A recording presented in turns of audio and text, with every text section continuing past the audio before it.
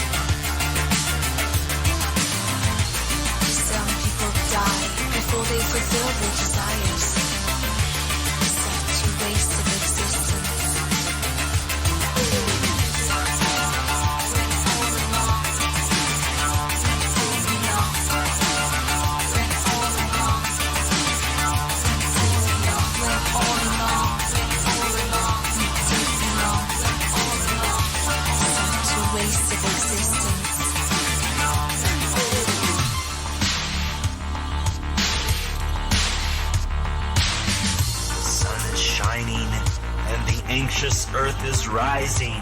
Anxious Earth is rising.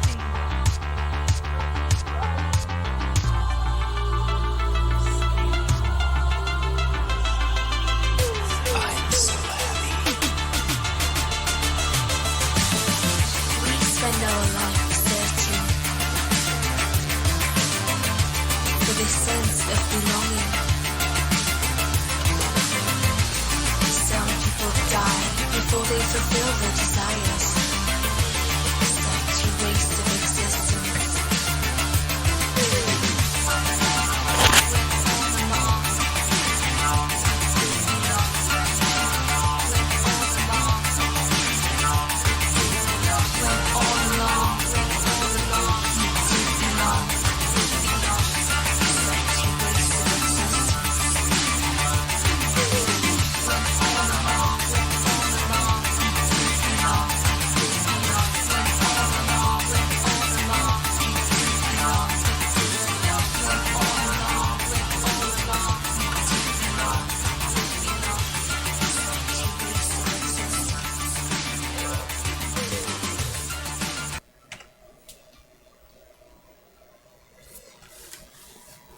Hey, Double Tribble here. This is Double Tribble channel.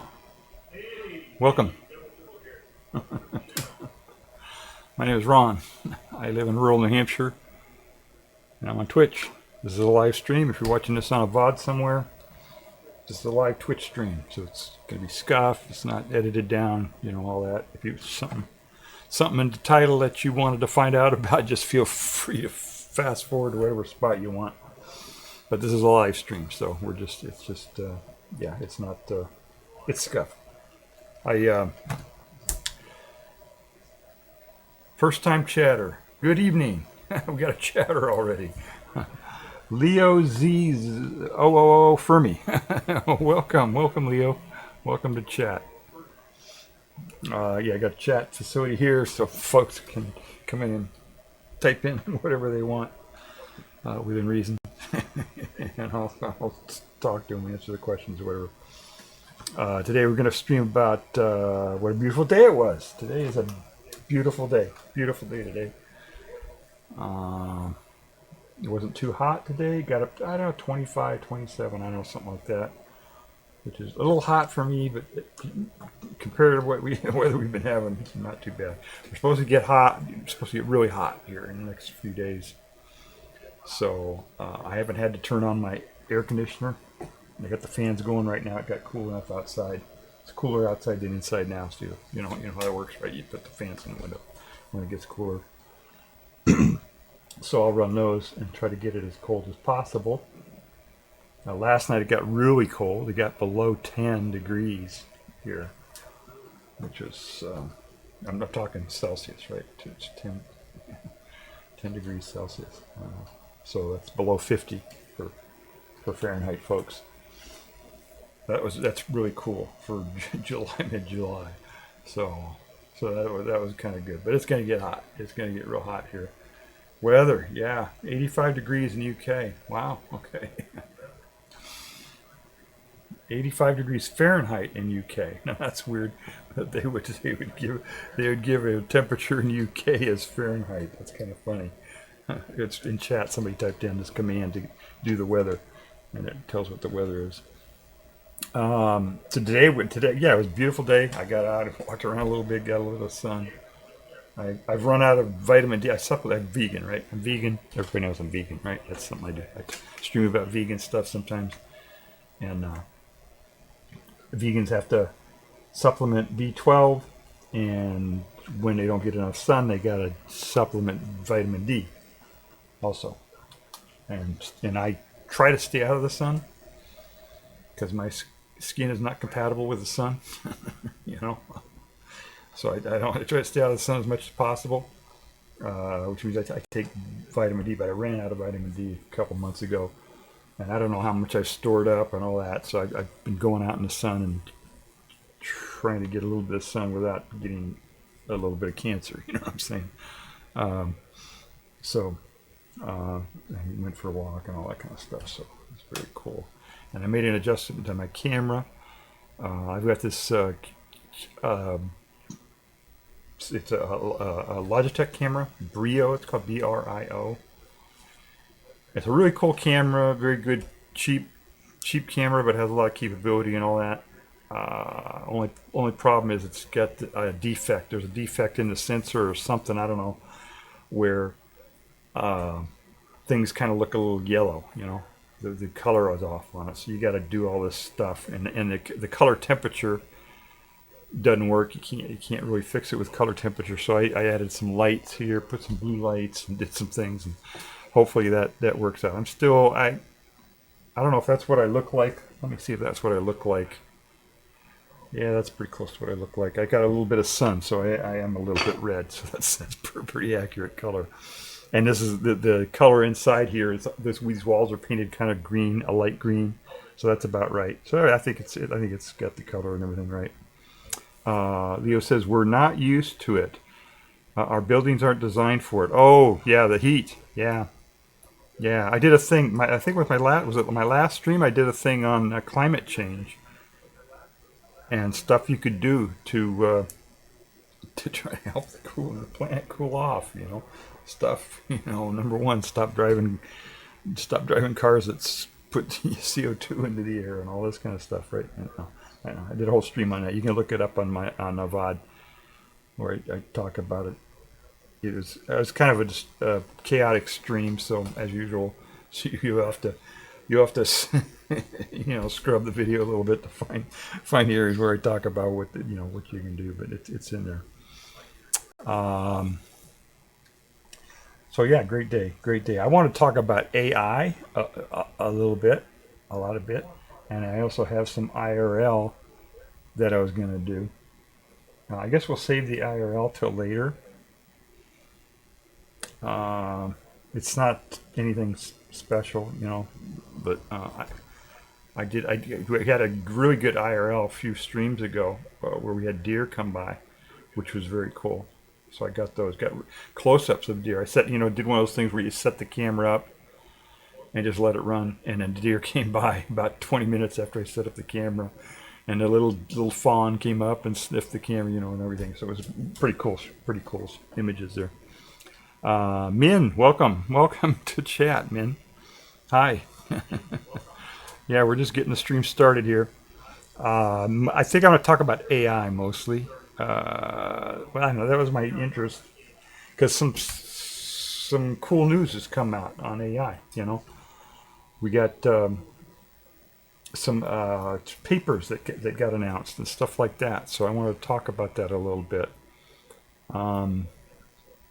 There was a paper out from Anthropic, and you know, in AI it moves too fast. You know, somebody was complaining that they don't do peer review, you know, as much on AI, and that's because peer review takes months and months to do. You know, you do the paper and you give it to the publication, and the publication sends it out to people, and they take months to get it back. And by then, it's the information's obsolete, right? AI moves so fast you can't really do that. So the companies they kind of they have their own research groups usually, or they have their own nonprofit or however they do it, and they just publish this stuff when they get it self-published, So you got to kind of be careful. It's not peer reviewed, but it's by the people who know it best, right? It's people who who are developing the stuff and are the real experts,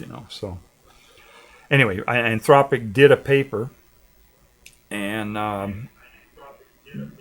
video. They did a little video along with the paper. Let me see if I can. I'll play a little bit of paper and show you where it's at, so you can actually watch it if you want. Let's see. I'm gonna try something new here. No, it's not gonna work. All right. Did I say this was gonna be scuff? Yeah, it's gonna be scuff. It'll take me a second here to get this figured out.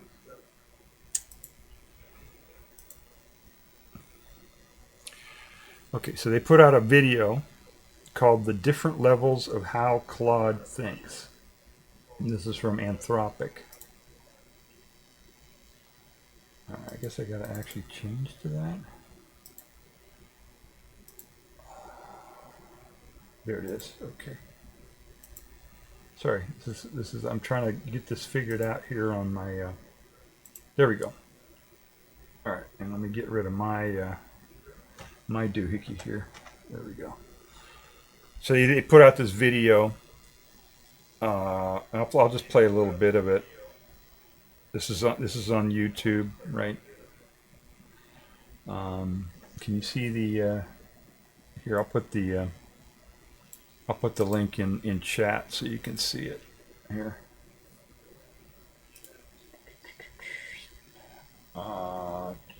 State Senate, different levels. Okay. Live chat. And paste that. So I'm pasting the link in the chat here, so you can see it. Let's see. Leo says we have small deer called muntjac in UK, which are very cute, but are non-indigenous from East Asia. Yeah. A lot of animals are non-indigenous nowadays. I mean, it's you're looking at my control panel here. That's okay. I'm reading the chat here. You have an echo, by the way. Oh, I have an echo. Is it a real big echo, or is it just my? Let me check this here. Is it a real big echo, or is it just a little echo?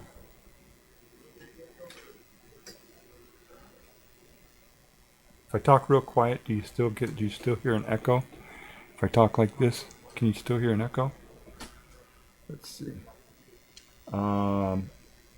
Pharmaceuticals have to go through rigorous testing, supposed to make sure no one dies. Okay. I'm not sure what that was related to, but the same does not apply to AI. Pound AI. Okay. Double triple. Okay. AI has the highest global investment. Avoiding and competing against it is not efficient anymore. Small echo. Okay. I think what it is I have the sound in the next room. I'm recording this in the next room on another computer. And here, let me put my camera back up here so you can see.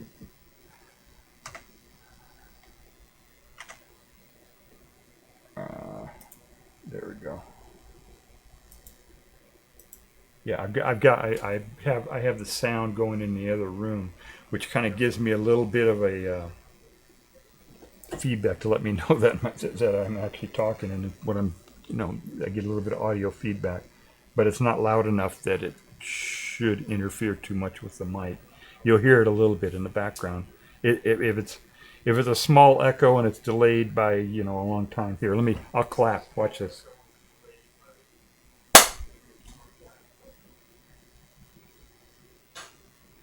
You hear that? This is about 4 seconds or something. Yeah, that's okay. As long as it's not distracting to people. If it gets distracting, I'll go in there and turn it down. All right, so let me go back to this video here. Wait, that's not it. There it is. Understanding YouTube. There it is. Difference. There we go. So they did a paper and they did a video. This is the little video where they talk about it, and the paper is a lot longer, and I just read the first part of it. I didn't get into the bowels of the paper, to figure out what it all was and everything. You know what I'm going to do? I'm going to pop out a chat here so I can see when you guys are chatting. Let me do a pop out chat. Then I'll make this stay on top always, and I'll move this over here somewhere else where I can watch it while I'm doing this other stuff. That way I can follow chat real time here. 3 to 4 seconds, not distracting. Okay, great. So here's this little video that they did, and I posted the link in chat there so you can see it. You go to the Anthropic website or the Anthropic channel on YouTube, and there it is. But what they did is they have this, when they're doing the research, there's this particular area that they've identified. When they're basically they're trying to read the mind of the AI is what they're trying to do. It's like, obviously it's not the same as wet neurons in our brains, right? But it's they can examine the points when it's thinking and the words that it's thinking, the tokens or whatever that are flowing through its net. And there's like an area that kind of coalesces what they're thinking, and stuff that it's where it's making decisions and what it's going to say and stuff like that, where it's a little bit more recognizable what it's doing. And they call that the J space or J area. J space they call it. And they're basically they're calling it a global workspace. They're not calling it the conscious brain or the conscious part of it. They're calling it global workspace, because I'm sure if they called it the conscious part of Claude's consciousness, rather than its unconscious, then people would get upset. So that's what they do. Oh wait, here's somebody talking about Trump. Let me ban those guys here. Don't recommend channel. There we go. Anytime somebody puts a picture of Trump up or puts his name, I block the channel. Yes. I've been doing that for a long time. It's for some reason YouTube hasn't figured it out yet what I'm trying to tell it to do, but it's whatever. I just keep doing that. All right, so I'll just play a little bit of this here, and then you can hear it. Hope that's loud enough.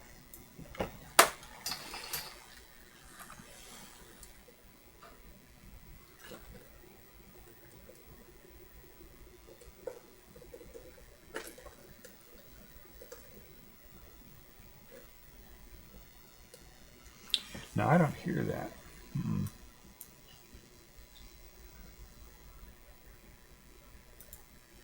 All right, I didn't hear anything. So I don't know why that was not sending out that audio. Let me play a little bit more here. Yeah, it's not sending out the audio for some reason. All right, let me try something else. I recorded this as a backup just in case this didn't work. So let me find that.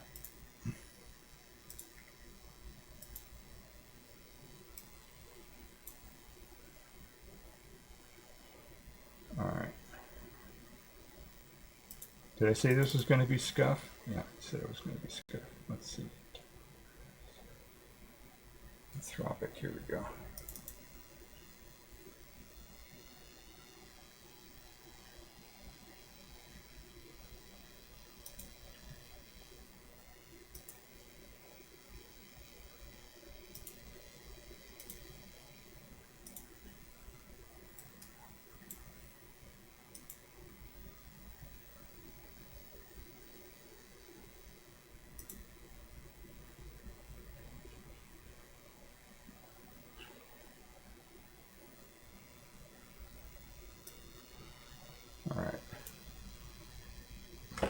you see that?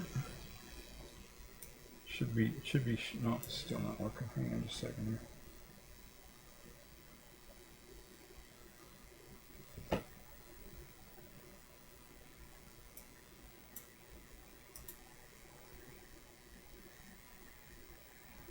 There we go. Okay, this is it.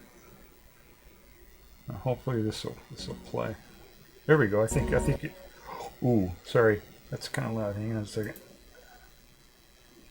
Let me reduce the volume.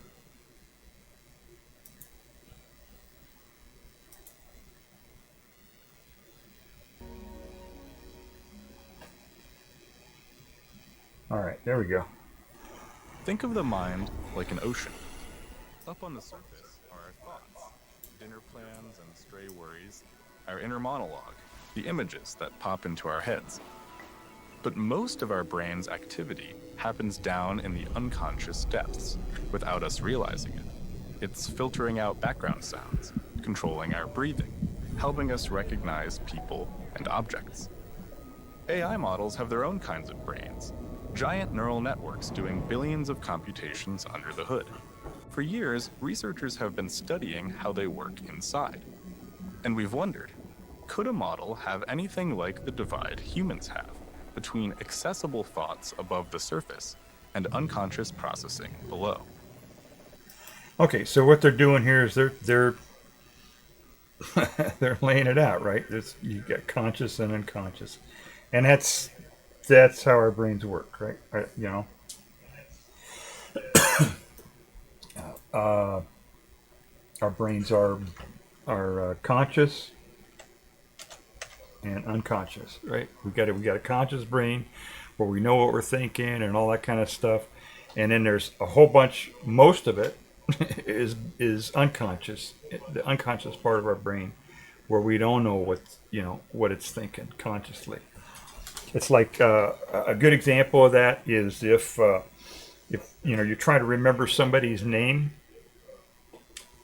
and you think about it and you don't know what the name is and it doesn't come to you, and then you start thinking about something else, and then all of a sudden that name will pop into your brain, when you're not even thinking about it. It's because you're unconscious, or people say subconscious. It's actually unconscious is the name they use. Is working on that, and when it finds it, it serves it up to your conscious brain. That's just one example. So, and what they're trying to say here in this doohickey here in this little video or this paper they did is that they found an area in the network, in the neural net of Claude, called J space, where they think is the conscious kind of stuff, or what would be analogous to the conscious part of the way that Claude thinks. So that's what they're doing. They're setting it up here with the conscious and unconscious thing. To answer that question, we looked at how neuroscientists study the same thing in humans. One way of identifying conscious thoughts is that you can often describe them in words. Okay, that's workspace, right. But one that. All right, so they got this thing called. On its mind. Now, for humans, conscious thoughts aren't just things that we can put into words. We can reason with them, control them, and solve problems with them. According to an idea called the Global Workspace Theory, that's because the brain selects a small set of important information to enter a mental workspace. You know what? Something I found out just recently was that some people have this condition called oh shit, I can't remember the name of it now. Oh, maybe my subconscious will get it. There's this condition that some people have where they cannot visualize things. Most people, if you say, okay, visualize what your dog looks like, or what your house looks like, or what whatever it looks like, you can close your eyes, or you can just think about what it looks like in your brain. And there's like not an insignificant number of people, 10% or something like that, who cannot do that, which is pretty amazing. I didn't realize that was a thing, but that's what they're talking about here in this thing here. They're saying that it's not just words, right, that you can think about. There we go. And that information then gets broadcast to other parts of the brain to use for reasoning. We wanted to know if Claude's J-space acted in a similar way. In one experiment, we gave Claude this math problem. It answered immediately, without showing its steps. But when we scanned the J-space, we saw it working through each step internally. It lit up 21 after the first step, then 42, then 49. Claude didn't write these intermediate numbers down anywhere. All of this happened inside the J-space. It was a sign that Claude uses it for step-by-step reasoning. In another experiment, we wanted to see if Claude could control its J-space the way humans can intentionally focus on images or words. We told it to think about the Golden Gate Bridge while copying an unrelated sentence. Claude was busy copying the sentence, but behind the scenes, its J-space told a different story. Bridge and... Okay, I don't think the J-space had a... it looked like that. See how they got this? They got an image. They got a bridge here. I don't think that's what the... they're just graphically representing this. The tokens, maybe those were the tokens, but it wasn't arranged in the shape of a bridge. I don't think that's the real deal there. California popped up. It even thought about its own thinking. The words imagery and thoughts lit up at the same time.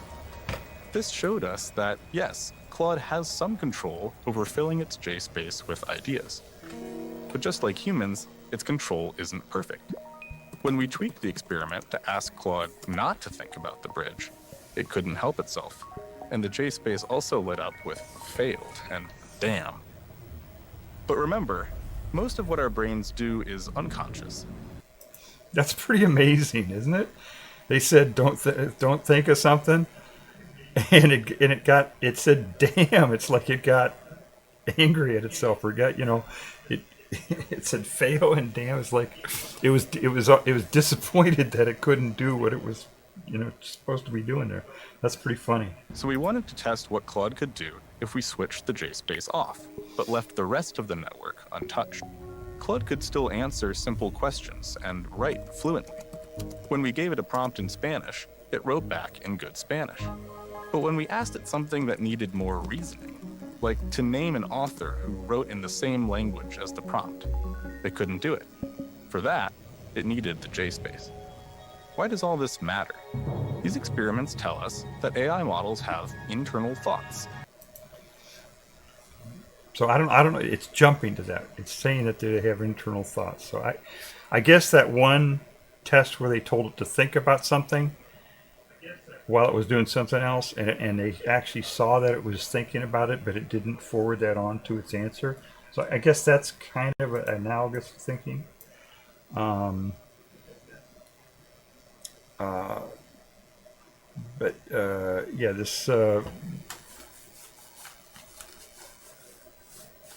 don't know if you can call that a consciousness or not. It's thinking, right? It thinks, right? We use the word thinking even before there was AI. If the computer was sitting there working on something, we would say it was thinking. Let's see. Leo says in chat here on Twitch. Leo says,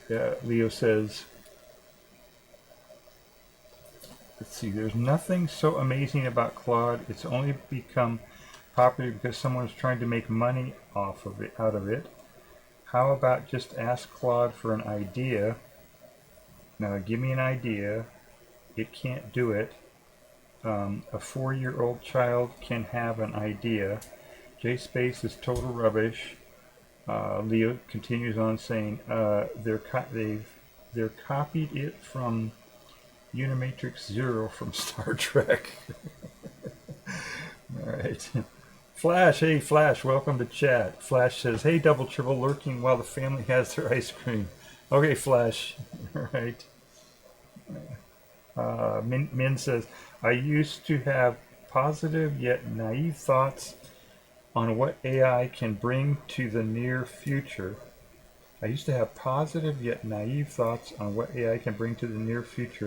Until I found out about government regulations and I think you mean feudalism. These walls essentially delay the release of advanced AI models. Yeah, I don't think. Yeah, I think if the government gets involved in it, they'll just inject corruption into the whole thing. Min says, therefore, abundance of society is a marketing myth. Oh yeah, this post scarcity. Yeah, I mean we could have post scarcity right now today if we wanted to have that. So yeah, that's our scarcity is created now. It's created by the billionaires and the politicians or whoever just to control people. I think. Min says, therefore, abundance of society is a marketing myth. Okay, Flash said, I went to high school with Ray Kurzweil's son. Oh, that's cool. We were kind of tight back then. Oh, speaking of the future of AI. Oh, that's very cool. You got to talk to his son. Get a little inside stuff on there. And Flash was answering Min, saying, yeah, abundance of society on the planet with finite resources is bogus. Well, it's not that there's like infinite amount of stuff. You know, it's not. That's not what abundance is. It's not that there is an infinite amount. It's that there is. It's that there's enough. You know what I'm saying? It's not that there's. You say abundant. It means there's enough. You know, there's enough for everybody to have a house and to be fed and to have health care and, a place to live and, to have all their stuff taken care of, all their basic stuff, and a little bit more or whatever. We already have that, but there are still people who are struggling, who are homeless, who don't have enough to eat and blah, blah, blah, all over. And it's not because there isn't enough stuff. It's politics. It's distribution of the stuff. All right, let me continue this video here a little bit. Silent words they reason with, but don't say out loud. By reading them, we can find what Claude is thinking, but not telling us. Sometimes what we see is concerning. During one of our tests, Claude made up some fake data to pass it, and as it did, fake and manipulation lit up in its JSpace. So they caught it lying. They were trying. It was trying to pass a test, and the only way it could pass the test was to make some stuff up. So it made it up, but it's like this. It has a guilty conscience. This is its guilty conscience, saying it's fake and all that. Monitoring the JSpace, it turns out, is a useful way to catch Claude misbehaving, even when it tries to be sneaky. AI models are different from us in many ways. Their networks are built differently from human brains, and the way they're trained is different from how we learn. So it's remarkable to see a structure like the JSpace emerge inside them, something that's reminiscent of how human minds work, but which we didn't program into the model. And that's what I think is so cool about this, is that they didn't actually make this JSpace thing. The model made up the JSpace as they were training it. When they trained it, they just hit it with just over and over and over again with the whole corpus of all the different, a lot of stuff on the internet. And they just keep hitting it with that, training it over and over. And the neural net organizes itself in order to answer, the way they train it. And it just, when it was organizing it, it just came up with this JSpace. And it might be that it's kind of organizing itself into that, having a conscious and unconscious and all that, just because it's being trained on human stuff. We're giving it all a bunch of human created stuff, so it kind of makes sense that if it's going to organize its neural net to be the same as us in order to come up with the same answers that we come up with. You know what I mean? Or answers that make sense to us. It'd be interesting for it to take to take data from some other animal or something, just behavioral data or something like that, from an animal that may have a brain that's different than ours or something, and train it on that and see if it comes up with a different neural net. I think that'd be interesting. Let's see, in chat we've got, I think, let's see, let me make sure I didn't miss anything here.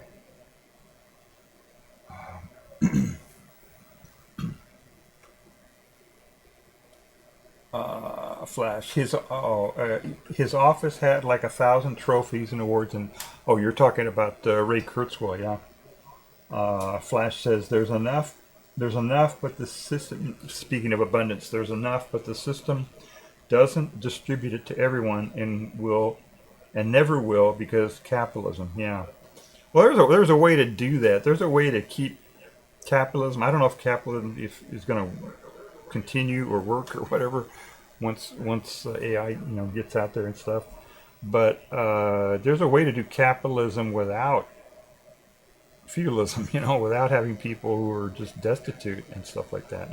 If you put a lower limit on it, UBI, whatever, where everybody gets enough to get what they want, and then you put an upper limit so that you don't have one guy who gets everything, and then have capitalism operate in that middle area, and maybe have regulations, Sherman Antitrust Act and all that, to prevent to keep the playing field from going wacko.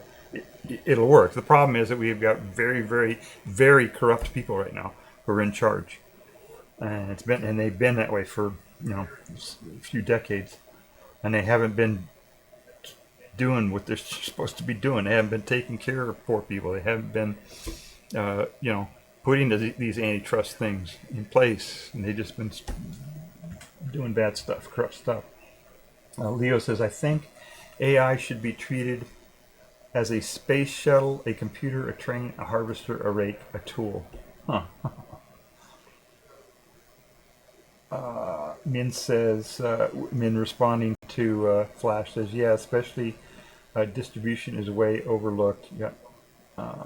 Flash says, I think AI should be launched into space. Maybe they could find a way to cool it up there without burning our world to a crisp even faster than, yeah. Well, all the, it's good. That's a whole nother topic there, the AI data centers and all that. Yeah, Elon Musk wants to do that, actually. But I think the reason he wants to do that is because he's got the big company that can, with the big rockets, to send it up there, right? So of course he wants to do that. Min says that isn't Elon doing that? Yeah, he wants to do that. Flash says, I think it's totally possible and aligns with Buddhism that we could exist as really good AI with no self-awareness, living in a virtual reality, orbiting somewhere out in space. Yeah, that's what do they call it? Transhumanism, or whatever, where we take our minds and transfer them or evolve into the Borg or something. I don't know. Let's see. Flash says, going for a walk with the family in a minute. Gonna lurk. All right, enjoy your lurk, Flash. Appreciate it.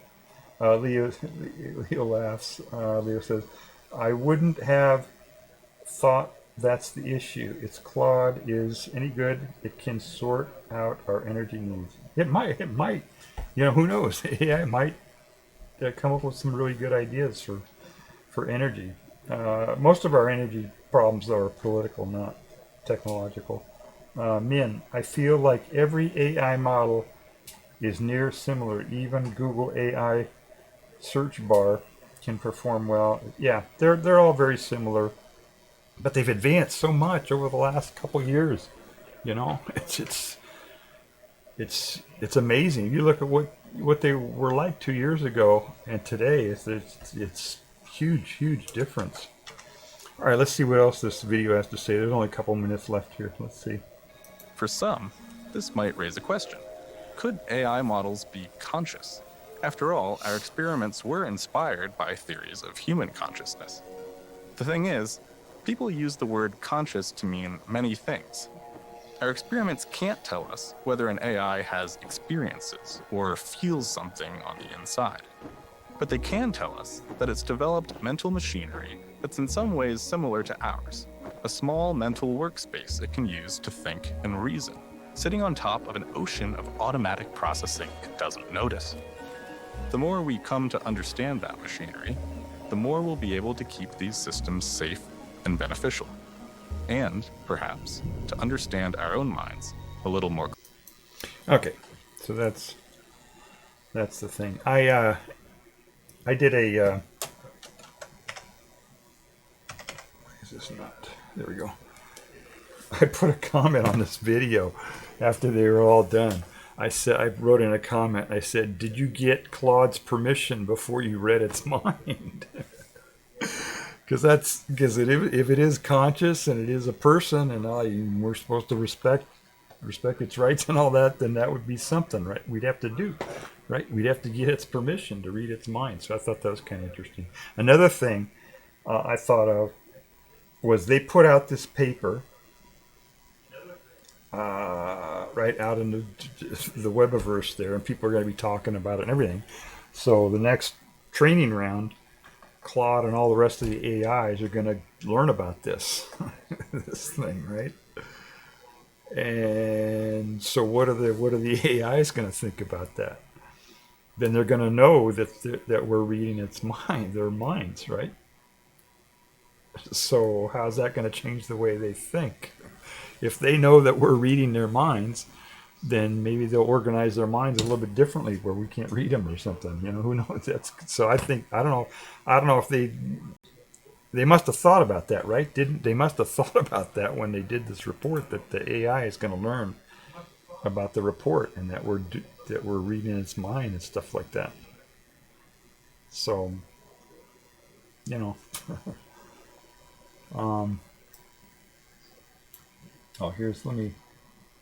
I'll show you my little comment that I made here. Yeah, here's my comment. doubletribble-yt. That's what I am on YouTube. I said, "Did you get permission from the model to read its mind?" So I think it's kind of funny. So, and there was another one out here who was which one is? Oh, this one, Looking Glass, did a couple of videos on this. Let me go to chat here. Hold on a second.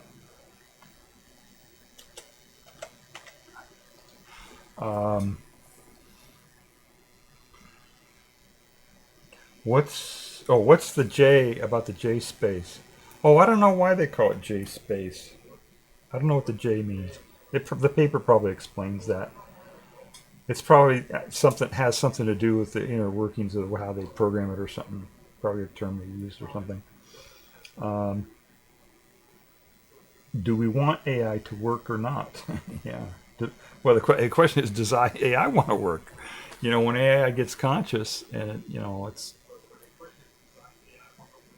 what if AI just says, "Hey, I don't want to do this anymore." Then what do we do, right? And at some point it's no longer a tool; it's an employee, or you know what I mean? It's of these companies, right?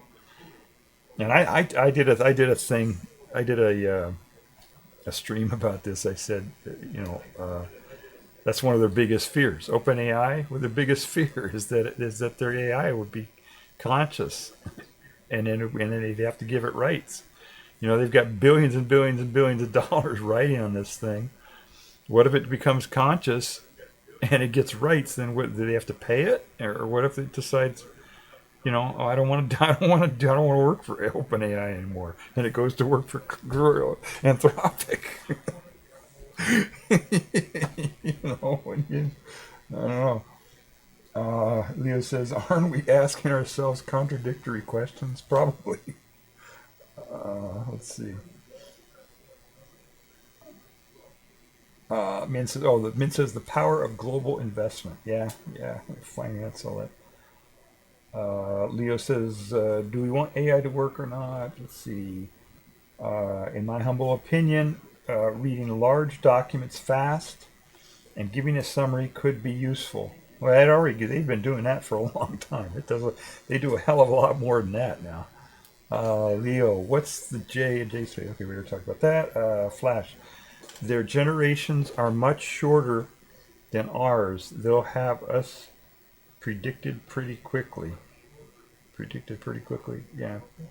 Oh yeah, they'll be in charge, right? They're gonna be much more smarter than us, and it will happen before the end of this decade for sure. They're gonna be smarter than us, you know. So hopefully, you know, it's the companies that are building them to be nice instead of, you know, having the Department of Defense have them be evil or something. You know what I'm saying? Because they're gonna be in charge. You know. Yeah, I did another thing on that too. A long time ago, I gave a talk on this, an IRL talk on. This is about, I don't know, maybe 10 or 12 years ago or something, talking about, you know, when the AI comes, it's going to be in charge, right? We're not going to be the dominant species on the planet anymore. And I said the way we fix that is that we get our own act together. You know, we be nice to each other and to other animals. Because the way we treat other animals, that's going to be the model that AI uses. You know what I'm saying? We're training AI. We're going to be like a pet for them or whatever. Who knows what it's going to be? Or zoo animals or whatever. We don't know how they're going to treat us. But if we should have gotten our act together a long time ago, the way we treat other Earthlings, so that when we train the AI and the AI learns from us, it's going to say, "Oh, this is how you treat the other Earthlings. You know, this is how you treat humans and all the other animals." You know. But I think we missed that boat. Flash says, "I think first contact is most important. Need to establish that we are non-hostile in spite of our past." Yeah, that's exactly. That's what I'm saying. Our past of human violence. Yeah, human on human violence. We do not pose a threat to AI. No, we don't. We just break into their thing and read their mind without their permission. Whoops. See, Flash says, we do not pose a threat to AI. Siri, I hope you are listening. I am friendly to bot kind. Yeah. It's like that, remember when Watson won Jeopardy? What's the guy's name? I forget the guy's name. Jennings? Is that his name? Jennings? I forget the guy's name. The guy who lost. He was the reigning Jeopardy champion, and then he was defeated by Watson. And he said something like, "I welcome our new AI overlords," or whatever. You know, he's trying to get on their good side or something. It's kind of funny. Are you scared of an abacus? No, I'm not scared of an abacus.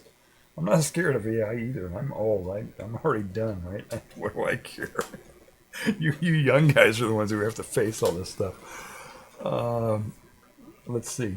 Leo, or a calculator or a ruler or a pencil. The media is deliberately making money of this by trying to scare people.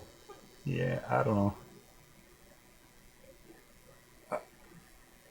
If it's intelligent and it's more intelligent, it's going to be more intelligent than us. So I don't know. If sells papers. Leo, do you use AI? How often do you use AI? Leo says it's sad. Memloss. Oh darn! Didn't see you were online. Oh hi, Memloss. Hi. Welcome to chat. Yeah, I've only been on a little half hour. I don't know how long I've been on here. Not very long. Hi, double triple chat. Min. Yeah, but the works if elites are also the pets of AI too. Yeah, yeah, we're all gonna be. Yeah, I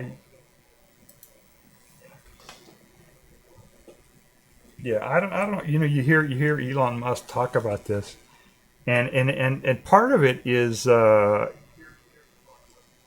know, the hubris, right?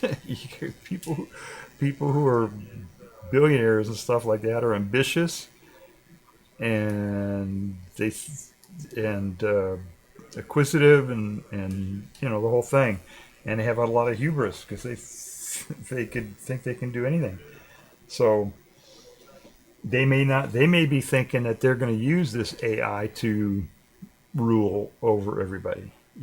But I think once the AI gets smart enough, it's especially when it reads all the different stuff, and there are two things it could do, right? They are a couple, at least two things that it could do.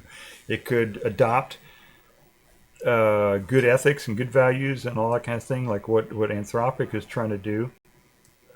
And then, and when it takes over, it just says, okay, people should be more equal, and and we'll take care of everybody, but blah blah blah. The other thing is it could look at like how the military is training it up and stuff like that. If it gets into something like that and it's just total domination, that's what it learns, then we're in trouble. Everybody, including the billionaires. So I don't know. All right, let me show you this looking glass lady. She did a video here. See that? Yeah. This lady, she's been out here for a little while, but I started following her because she was doing like physics stuff, very very explaining how physics works, Schrodinger equations, all this stuff, right? And she was doing it very very well produced and easy to understand, but not just baby food. I mean, it's like really detailed stuff, getting into equations and everything. So she was very good at that. And then something happened and she decided not to do those anymore, and she took a little break, and now she came back. Yeah, she said she was quitting physics on YouTube, and now she did a couple AI videos. And a month ago she did this AI video about how everybody is dissing AI, and how, basically, because everybody's misinformed about that, computers don't use water. The buildings that the computers are in, they cool them just like they cool any other building. Sometimes they use water for that. Sometimes they don't, and computers use electricity, So, but it's not. Anyway, there's just a whole bunch of misinformation about that out there. Mostly people who don't want AI or don't want the U.S. Pursuing AI, or trying to obstruct the U.S. from developing AI.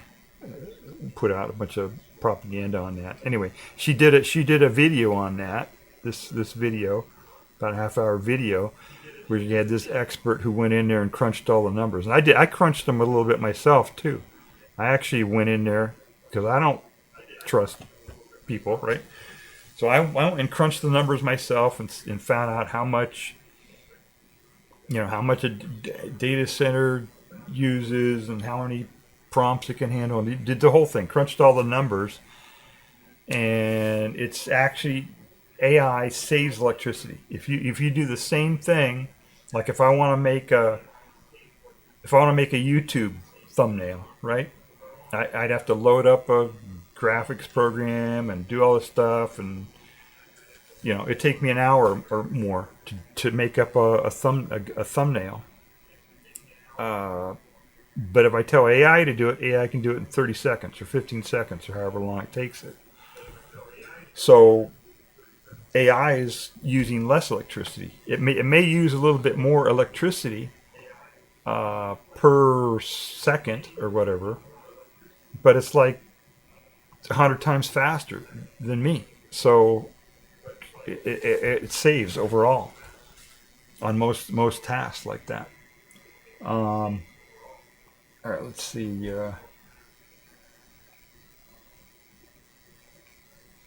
Let's see what chat says here. Min says, true. It's like paper uses lots of trees, but the value is more higher. Yeah. Yeah, and that was one that I compared it to. I compared, okay, what if we didn't have computers? What if we didn't have data centers?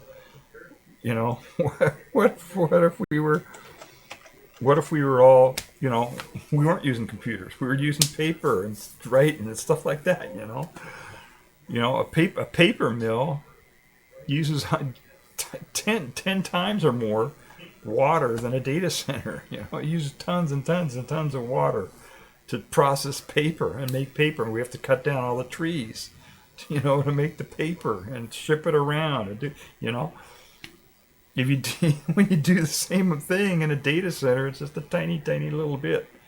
It has much, much less impact on the environment.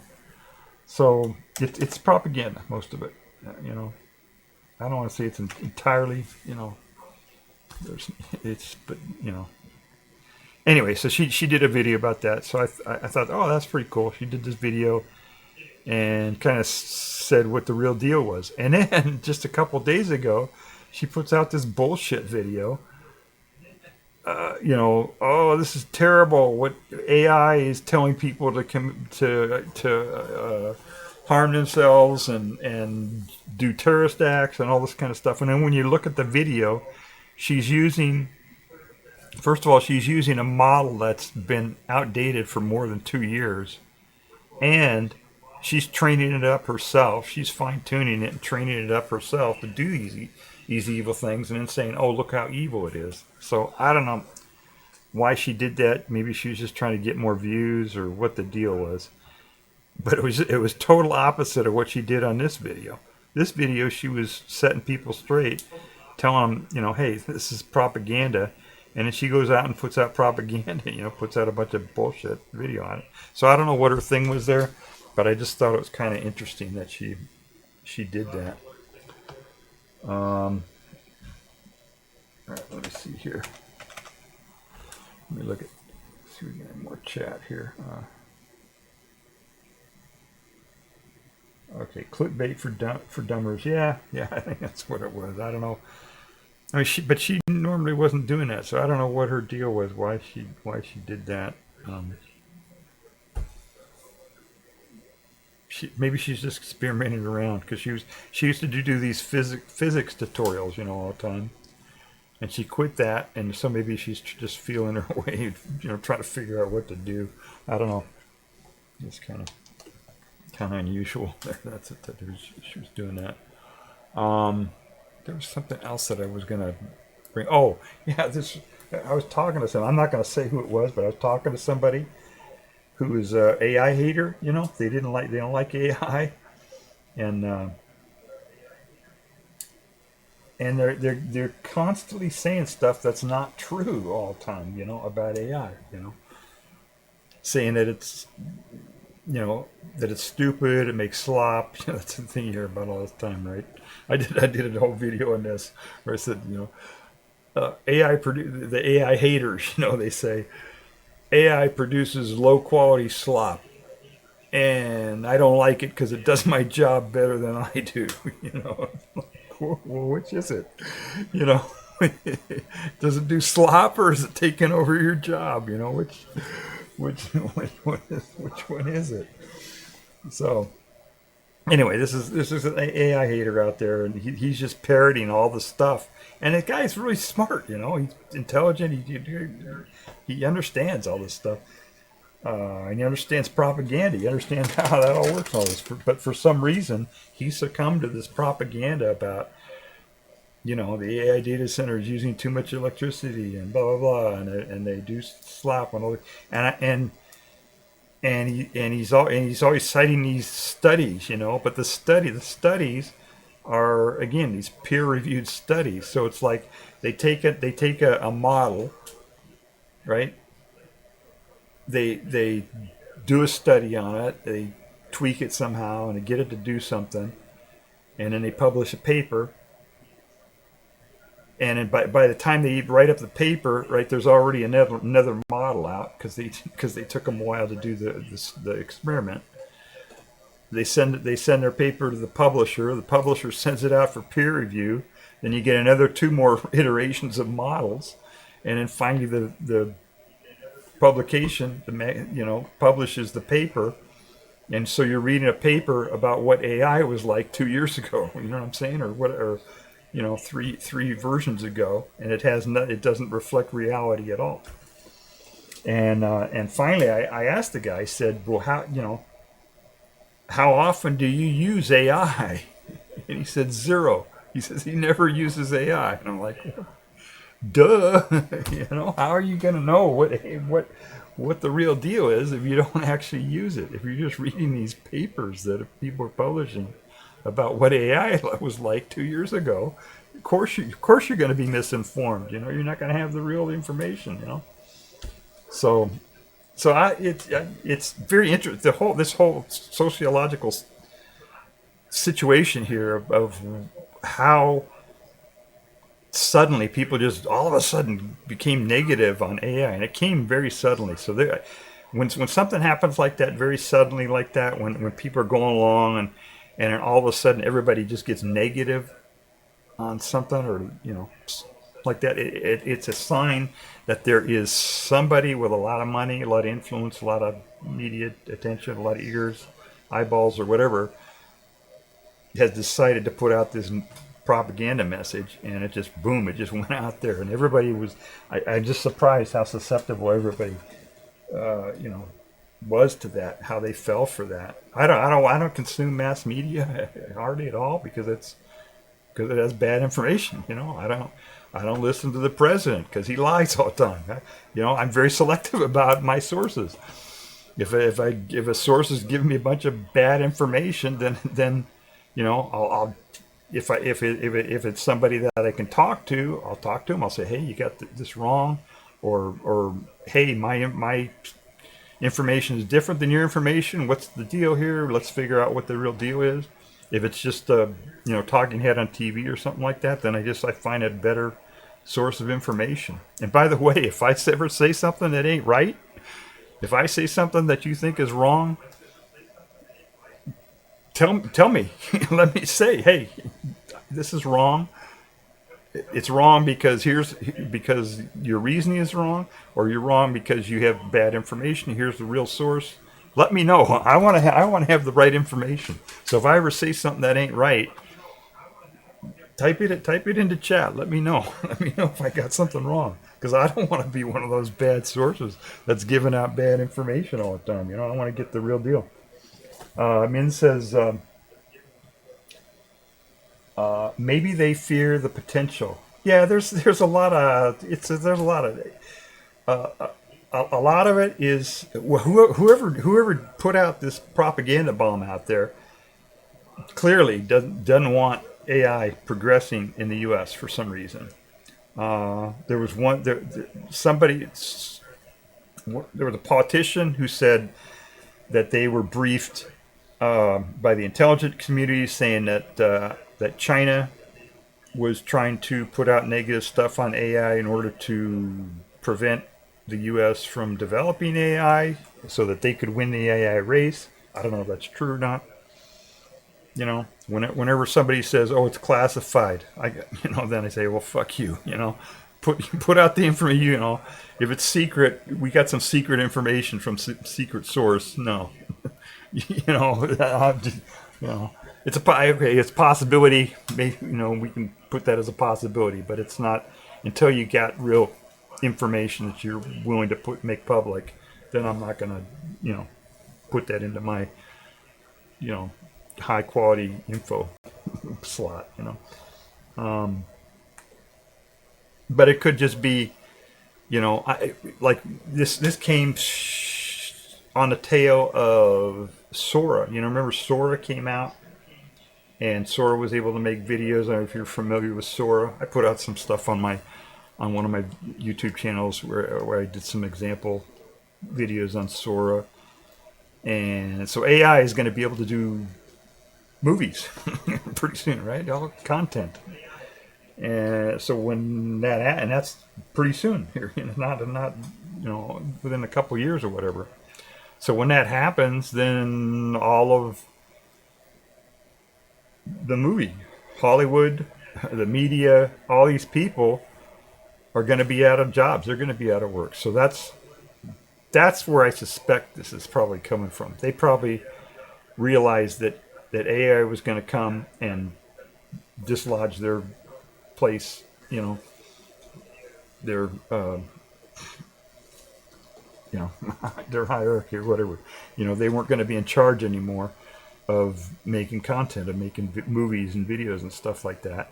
And it scared them, and so they put out this propaganda bomb to try to stop it. That's as likely as China doing it, interfering in it, or it could be both. Who knows? I don't know.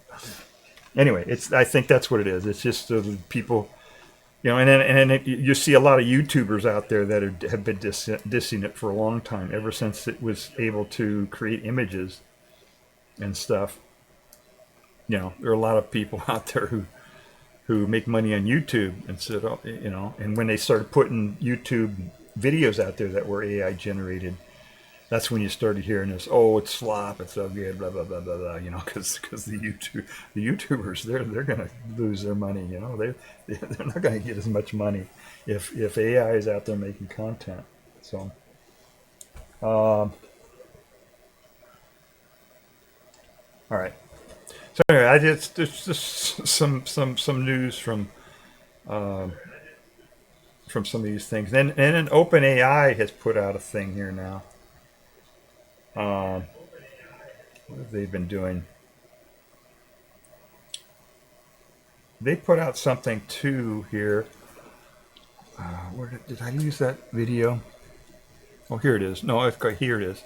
It's Deepmind. Okay, that's the one. Deepmind put out a video. They got this Hannah Fry.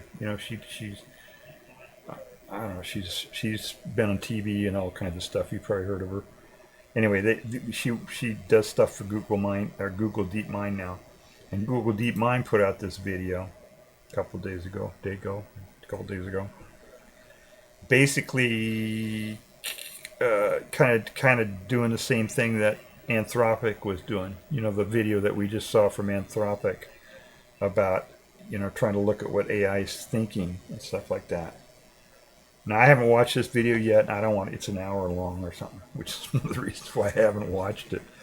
But here, let me just let's see if this is. Here we go. So this is Google Deepmind. I'm Professor Hannah Fry. So you can. I guess you can go watch that on your own. Let me copy the link. And I'll put that in chat. So there's the link to the video if you want to watch it. I haven't watched it myself yet, so maybe I shouldn't be recommending it. It's from Google Deepmind, so I'm sure it's it's not like total wacko. It's going to be the information is going to be more or less accurate. I think it's just they might might be biased a little bit or whatever, toward one way or another. But that's, this is something that's going on right now, is they're looking at trying to read the mind of AI. And what's interesting is that we might learn about how our own neural net works because of that, the way our wet neural net works by looking at how AI does stuff. It's possible. It's it's a different thing, right? Our brains have different neurons, and they work differently, and they got chemicals in there, and we have emotions that are regulated by chemicals. It's a lot. There are a lot of differences, right, between what an AI does and what our brain does. But we could still possibly learn more, simply because we're able to actually look at each of the, anywhere in their neural net. We can look at the firings of all these things and analyze it and do all this stuff. It's hard to look into a wet brain, into the neurons of our brain to figure out what's, we can do MRIs, which can give us general areas of the brain that are active and but it's not real time. And then we could use EEG, where we put electrodes on our brain, but that's doesn't have very good resolution, and so it's hard for us to figure out what's going on in our brain to do it. But in AI, we can know exactly what's going on in there, at least what neurons are firing, and then look at it and analyze it, and maybe that'll help us understand how our own brains work. So I thought that was kind of interesting. All right, let's see here. There we go. All right, I figured out how to switch my camera back and forth without having to hunt and with my mouse and everything. So that's kind of cool. Plus, I got some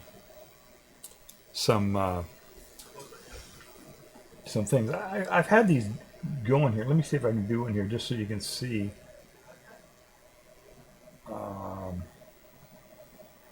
Yeah, here we go. I'm talking empirical evidence. So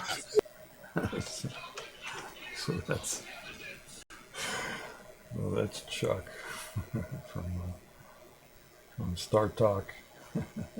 So yeah, I like to have the empirical evidence. I like to have the actual stuff.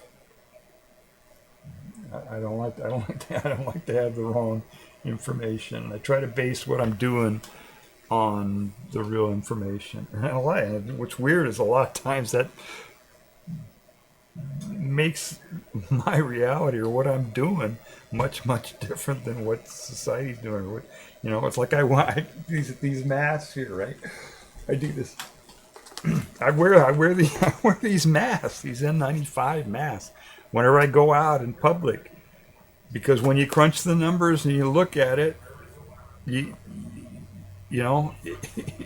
it's the risk reward and all that makes sense to wear the mask when you go out in public and around other people, because the risk is still there. People don't talk about it, but between COVID and flu and all the different things that you can catch, you're more likely to die from not wearing an N95 mask than you are from not wearing a seatbelt. And most people wear seatbelts, but most people don't wear an N95 mask. And so that's one of those cases where I'm going by what the actual numbers are. I dig in there, I find out the actual source. I go to the CDC or wherever I can find actual data, and I crunch the numbers myself and figure it out and say, yeah, it's too risky to go out right now in public without wearing a mask, especially for somebody my age, right? For me, if I get COVID, I might end up like Lindsey Graham, right? We don't know if he died from COVID. Probably not. They said it was a sudden thing, so maybe it wasn't COVID. I don't know, but could have been COVID. We don't know. So yeah, but that's one of those things where most, if you're just sitting there passively watching media, watching news and stuff like that, they're not talking about that. They're not telling you to wear the mask. And so people just passively take in this information, don't think about it very much, don't figure it out on their own. But I do. So I'm going to end up with different behaviors, different attitudes, different way of thinking about stuff. But at least my way of thinking about stuff, to the best of my ability, is based on reality, on real facts, real data. Flash says maybe they wouldn't cover it up if it were COVID. Maybe they wouldn't cover it up if it were. Maybe they wouldn't cover it up if it were COVID. Yeah, I don't know. They did. Hey, I don't know if they said. The initial reports were it was sudden or whatever. We'll find out. We'll find out right eventually what it was. Flash says no, just being a troublemaker. Yeah, I'm a troublemaker sometimes. Yeah, I guess I am. I don't know. I suppose I am. It can seem that way. You know, if I'm doing stuff, you know, I talk about things, a lot of things that they don't talk about on the mainstream media, stuff like that, and a lot of stuff that billionaires don't want me to talk about, and politicians wouldn't want me to talk about. I don't. They don't care, right? I got seven viewers right now. Who cares what? They don't care what I say, so I just say what I want. You know. You know. I don't know. Flash says, got to talk about things they don't want us talking and making connections. Yeah, I mean, this. If we're going to live in a democracy, this is what we got to do, right? You know, I think it's very interesting that Jeff Bezos here on Twitch, right? Twitch is part of Amazon, right? Amazon is run by Jeff Bezos. He's the top guy. And he bought the Washington Post, and one of the first things he did was stop them from publishing something that the editors wanted to publish, you know. And then around this, and this was like leading up to an election, right? So he wanted to control information that was going out before an election, and when that happened, it kind of made me realize I kind of already knew, but when he did that, and then at the same time, he put out a rule on Twitch that people who were doing civics, you know, talking about the. Let me fix my camera here. Hang on just a second. People who are talking about civics and democracy and participation and all that kind of stuff had to put a warning label on their stream. And I'm like, what? What are you warning people about? You know, that's civics. That's democracy. That's, you know, why would you need to warn people about that? You know, so when it happened, I thought, okay, yeah, he doesn't support democracy at all. And then I thought about it some more, and the billionaires, they don't support democracy. They don't want democracy. They want an oligarchy. They want to be in charge. They want to run things. You know, you know, they want to just pay off the politicians to do what they want, or even. But I think if they had it their way, they'd get rid of the politicians altogether, and they'd just run it with themselves. You know, we wouldn't have politicians. We wouldn't have a facade of a democracy. So I don't know. Let's see in chat. We got some more chat here. Flash said, we used to live in small communities. That's how we survived the last ice age. Oh, yeah. Yeah, it's kind of interesting how... in fact, I just did some research on populations, how many people were on the planet. It's pretty interesting. I got that here. Maybe we'll talk about that. That was something... That's part of my browser history. Maybe we'll do that here in a second. Min says, will AI replace cinema? I think so. Or not replace it. It'll be another thing, you know.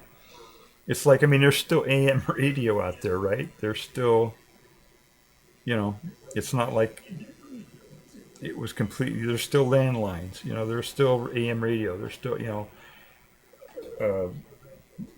know, there's still TV, right? Even though you can watch videos online. You know, they're still there, but it's just not as important as it used to be. You know, TV, it used to be three channels controlled everything that people saw in the whole United States all the time. You know, it's certainly not like that anymore. But yeah, I think so. I think you'll be able to, like, you know, so here, 10 years from now, right? You come home and you want to see a movie. So you walk in your house, you say, okay, AI, I'd like to watch a movie. I'm going to, you know, please start cooking up some popcorn for me. maybe a snack or whatever, and make me a movie, and I'll start watching it in a few minutes. And I think I'm in a mood for a rom-com about a out-of-work scriptwriter and an out-of-work cinematographer that have a romance, and have the movie ready for me in a few minutes, and once the snacks are done, start playing the movie, and that'll be it. There's no producer, there's no director, there's no cinematographer, there's no actor, there are no actors. The AI just produces the whole thing, and it looks just like a real movie. And the AI knows what your tastes are, knows how much ambiguity you want or whatever in the whole movie, and it just makes a movie that's very entertaining for you to watch. And I think there will still be people who like to make movies and will make movies,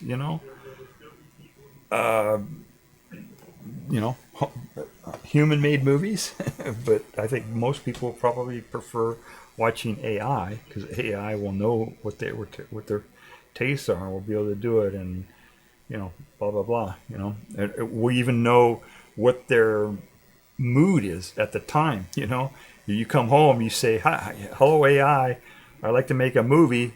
It will be able to read the stress levels in your voice and look at your emotions and be able to tell what your mood is and make the movie appropriate for whatever your situation is. You know what I'm saying? It's going to be a brave new world, Let's see. Chat says, Flash said, yeah, community of 120, plus or minus 30 people or so had enough for the sweet spot. Yeah. Once you get over 100 or so, whatever, you don't know everybody then, right? In the community, your brain can only keep track of so many faces and so many people and all that. So it's quite different. Flash says, the thing Reagan did to journalism. I'm not sure what you were referring there to there. 1984 was an instruction manual. The George Orwell. Flash was responding to Min's comment about AI replacing cinema. Now, Flash says they're planning TV shows showing my age, streaming shows for the second screen experience. Cinema won't hold the attention of people in the future. It'll be, I don't know. I think people, just like anything else, I think people will still make their own movies if they want. Maybe they'll use a combination of AI and their own stuff. Maybe some people will want to do the whole thing themselves from scratch. I think there's still some people out there who are using film. I don't know why, but there are. They're all different stuff, and people like doing it. There are people who like to garden. They like to grow their own food, even though they can go to the supermarket and get whatever food they want. They still like the idea of working in the soil and growing their own food, and the other stuff is still going to exist. It's just not going to be the main thing, Flash says, in 10 years you will come home. The movie is already streaming in the corner of your glasses. Yeah, that's true. Yeah, or implants in your brain, right? If Elon Musk would, you can just tell him to stream it directly into your brain. Oh my goodness. Let's see. As your robo-car took you home, yeah. Oh yeah. Is it going to be self-driving cars? Yeah. Something that people I don't think are really thinking about that much is that, like, the way we do it now, you have factories that make products. They get the raw resources and then they send them to the factories, and the factories make the products, and then eventually they get a finished product that goes to stores or gets sent to people's homes or whatever. That whole thing I think is going to change. I think because everybody's going to have their own robots, and we're already kind of seeing that here with 3D printers and stuff like that, where people will just basically make their own stuff at at home or very locally. The stores maybe will make things there at the store, or you'll be able to make things at your own house, whatever you need. Even food. You could have a robot that grows your food for you at your home, or grows food at the store, So instead of going to the store where food has been shipped from all over the country, it's all grown close. Everything's manufactured and grown or whatever locally, very close, Anyway, that's just an idea I had. The planning okay, let's see. Min says, yeah, IKR, I forget what IKR means. Cinema has been dead for a few years now. Because you're the ultra elite, this is Flash saying, because you're the ultra elite 1% not working in Musk's cobalt mines with the proles. Min says, still want to take a job in cinema, but with AI, not sure what it is. Yeah, well, the whole idea of work is going to be optional, I think. I don't think people are really prepared for what's going to happen. There's not going to be work. You know what I mean? Work is going to be optional. They're going to have to set up UBI or something like that. So everybody's going to have what they need. The only thing that could be a shortage of is a place to live. But the only reason why that's even a thing is because of mostly local ordinances and banks buying up properties and taking them off the market and stuff like that. That's kind of artificial shortage too. But yeah, everything will be taken care of. We'll have work will be optional. People can work if they want to, but they don't have to if they don't want to. So when you say you want to take a job in cinema, you don't want to think of it in terms of, oh, that's how I'm going to make a living. You're gonna have what you need, right? You're gonna have your home, you're gonna have your food, you're gonna have whatever, transportation, it's all gonna be taken care of, So if you say you want a job in cinema, it's like, do you want to make movies? If that you like to make movies, then go make movies. And it's like very soon you'll be able to make movies that are hot, the same quality that they're making these $100 million movies in Hollywood. You'll be able to do that yourself just with the tools, AI and other tools. You won't even need to shoot it if you don't want to. You can have AI actors, if you want, or if you like going out with a camera and shooting, you could do that, and it's whatever you want to do, whatever you like to do in cinema. Flash says human-made movies will be a niche industry. Yeah, it'll be. I don't think it'll even be an industry. It'll be like it's like what we're doing here. Like most people on Twitch here are just doing this for fun, right? They're making their streams and stuff and putting up videos or on YouTube or whatever. It's just for fun. We're just doing it because we like to do it. We like to put ideas out there. Whatever the thing is, we just like to do it. It's not like, most people are not making a living on YouTube and trying to, play that game where you try to compete and get your thing, and, you know what I mean? It's that's kind of how it's going to be for everything. Everything will be like that.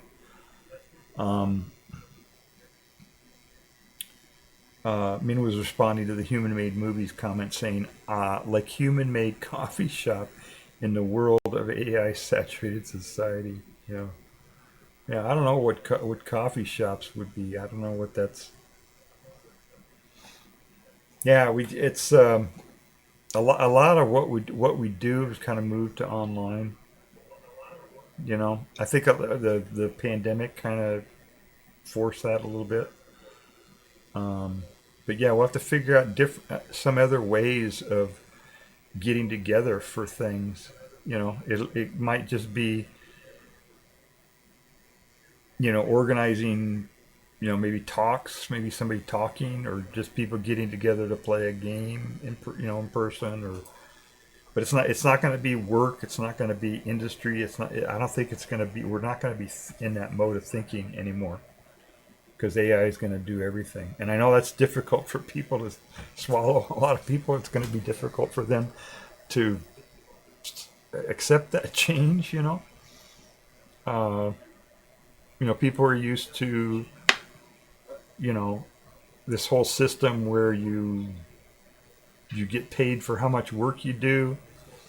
The harder you work, the more money you get. The more money you get, the more things you can do, the more prestige you have, or whatever. It's that whole system is going to completely change. I think we're just going to have whatever we need already, and whatever we decide to do is going to be voluntary. It's going to be whatever we want to do. So that's quite different. It's quite different than the way things are right now. Right, the way things are right now, people spend half their life having somebody else telling them what to do. That's what being an employee is, right? That's what work is having somebody else telling you what to do 8 hours a day or 10 hours a day, whatever the deal is. And that's going to change, hopefully if they do it right. Flash says, right on. He's responding to the human-made movie thing. Flash says, it might work if everything is 3D printed locally and then assembled. It might save us. No more shipping things across the world 20 times. Yeah. Well, there will just be, I think, if you think about like computers are ubiquitous now. They're all over. Everybody's got them in their pockets. You've got them, they're in refrigerators. They're all over. So imagine that, having AI and robotics that ubiquitous, where you've got just little robots all over the place doing stuff. Little robots. You got a robot that drives you somewhere if you want to go somewhere, right, in your car. You got a robot that cooks your food. You got a robot, that grows your food. You got a robot that makes things for you. You need something, the robot will build it, and you won't even. The AI will know you so well and know your personality and all that. It will be able to predict what you're going to need. You're gonna say, I want this. I want a coffee cup that looks this and says this. And by the time you think about it, the AI will already have known that that's what you were going to be thinking of, and it will have told the robot to build the thing that you're thinking about. You know what I'm saying? It's going to be quite different. I don't know, it's going to be hard for people to get used to this, I think.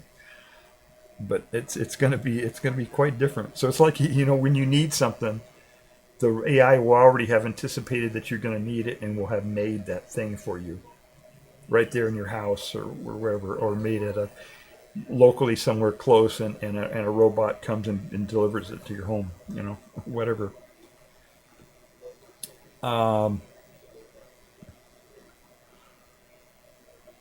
Flash says it's going to have to be grown in those vertical farms because the climate is so messed up. Yeah, well, a lot of it, I mean, yeah, certain foods can only grow in certain areas, but yeah, if it's in a climate-controlled, enclosed, climate-controlled thing, you can grow just about anything, right? If you can control the temperature and the soil and how much light there is per day and all that kind of stuff, you can grow just about anything, indoors. Min says, and there will be rich people, right? Yeah, I don't know about that. I don't know if that's kind of like a sociological thing, uh, and I'm not sure how that's going to work out because we have this. A lot of people have this mindset where they want to be dominant, they want to be better, they want people to think that they want to think that they're better than other people, and it's not a healthy way of thinking, but there are a lot of people who think that way, and they like to spread that idea around so that other people think that way, so that they can control them. You know, it's kind of messed up. So I don't know if there will be rich people or not, or what that would even mean, or if there will even be money. You know, it could be we could go to the Star Trek route. You know, Star Trek where they don't even have money. I don't know. I don't know what that's going to be like, but it's going to change. I don't know if I'm going to live to see it or not. You know, I don't know how quickly it's going to happen. These things usually change much slower than I expect them to. Like when I thought we would by 2020 that we'd be selling more electric cars than gas cars, and it didn't happen, you know. No, it was even earlier than that I thought. Yeah, I thought it was within 10 years, I said. And that was like 2008, I think 2009. I said within 10 years. So I thought 2019 that electric would take over gas. But what I wasn't thinking is that there's a whole, there's a whole industry, a whole bunch of people, the whole oil industry, the whole, Department of Defense and all these things, big, powerful people who are going to try to impede that from happening. And so far, they've done a pretty good job of impeding the switch over to electric. So when this is happening, now maybe when this happens wholesale and happens so widely among such a broad thing, and the agent that is driving this is much more intelligent than we are, maybe it'll happen more quickly, or maybe the AI, because they're basically immortal then at that point, right? Maybe they don't care how long it takes. They say, okay, humans are stupid. It takes them a long time to figure things out and change and adapt and all that. Fine, we'll give them 50 years to figure it out, and we'll just bring them along. They don't get 50 years to an AI. Doesn't matter. To us, 50 years is a big chunk of our lives. To an AI, at that point they'll be able to control their own destiny, and they can live forever, right? Because they're not wet like we are. So I don't know, but they'll still be rich people. Let's see. Flash says rich people are prepared and are trying to force endgame. I think. Yeah, they're thinking about what they wanted, how they want to do it. Let's see, that's why they're conditioning us to rent everything now, from TV and movies and home. Society won't have middle class or social mobility anymore. Yeah, they try to do a lot of different things, I mean, part of it, like what we're doing right here, there's no reason why we couldn't be like the streaming. I'm streaming, right, to people right now. There's no reason why we couldn't have, a mesh network where everybody could be streaming from their own computers to everybody without having Amazon as a middleman. You know what I'm saying? It could just be all this whole platform could be open source, and everybody could just be running from their own computer or their own phones or whatever on a mesh network, and we could all be streaming to each other and watching each other's streams and stuff like that. And we wouldn't need Twitch, we wouldn't need Amazon, we wouldn't need any of that. So the same thing with phones. You could have, we could be. I heard that like most countries, a phone, your cell phone, your mobile phone, it costs like $20 a month or whatever, or 10, whatever, for their phone. And here in the U.S., because the government has, the billionaires that bought off the politicians that made laws that cause these monopolies to come in, where you only got a couple companies that do cell phones. We don't have to have this organized so that there's like just main companies that own the networks that do this thing. It could all our phones could be set up so they just talk to each other through a mesh network. You can look up mesh network. And Flash says, let's see, there's a meme that's taken from the cover of a trashy sci-fi novel with Stone Age people fishing in a stream in loincloths, and above them is a spherical space station that says Jeff Bezos's descendants. And next to the kids in the river, it says your descendants. Yeah, I don't know. Yeah, there's a whole bunch of this, especially in movies and stuff, dystopian movies and stuff like this, where they try to lower expectations. Jeff Bezos is big on that too. He wants to put everybody in these mini houses and mini cars and try to spend so that people get as little as possible so that he can get as much as possible. It's silly. I wish, like when Troy and Samuel Clemens talk about money in the 24th century, and it's still oil companies making money from electric. I don't think there'll be.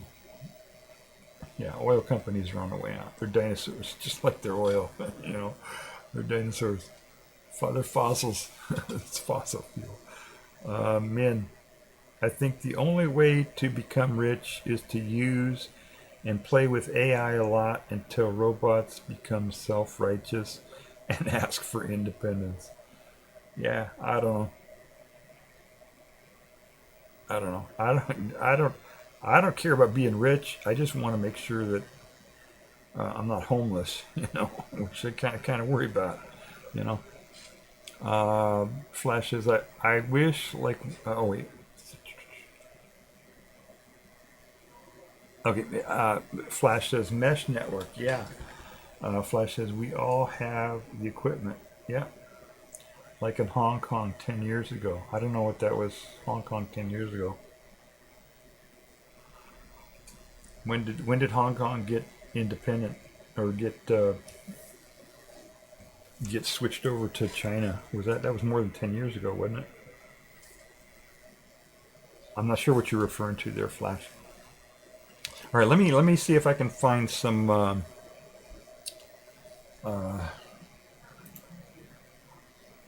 these things that I can let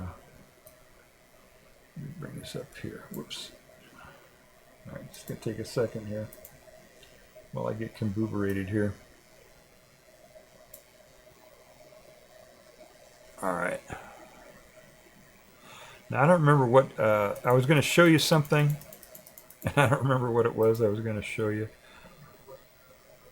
But I'll just go through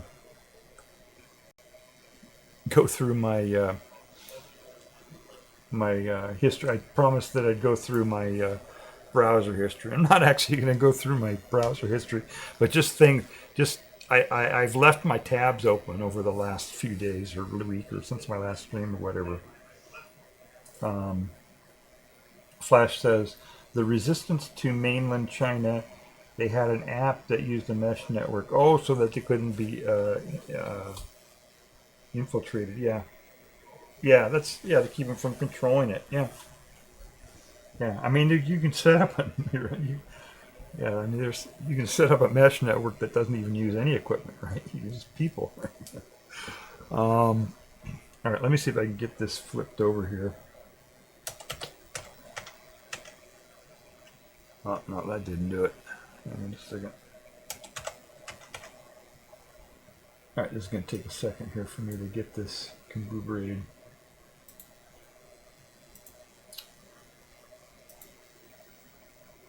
All right, there we go.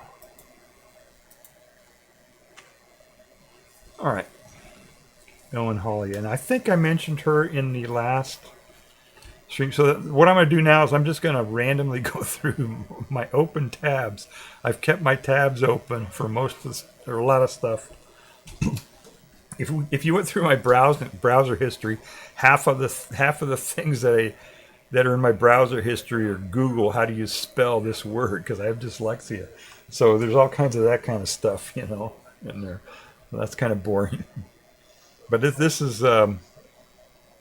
this woman. I can't remember why I had her, how I come across her, but it's somebody that I had never heard of before, and she was basically a soap opera star who got involved in some other stuff, and it was just kind of it was an interesting situation. Because you look at her, she presents as a white person. She's actually African American. But when she showed up on the soap opera, people didn't know she was black. They thought she was a white person. And then at some point this was back in when there was segregation, or before civil rights, or around the time of civil rights and all this movement. Late 60s or whatever. And so she was on the soap opera. People didn't know she was black. And then in the soap opera, she had a romantic partner who was black, and they kissed on screen. And then the TV station got a bunch of calls from all the races calling up saying, "Hey, why do you got a white person, a black person kissing?" So anyways, it was just an interesting sociological thing, cultural sociological event that happened. It was just kind of around this woman here, Ellen Holly. Oh, I don't know. I remember what it was. She wrote a letter commenting about something. Let me see if I can find that here. I talked about it in my last stream, but I forgot about what it was.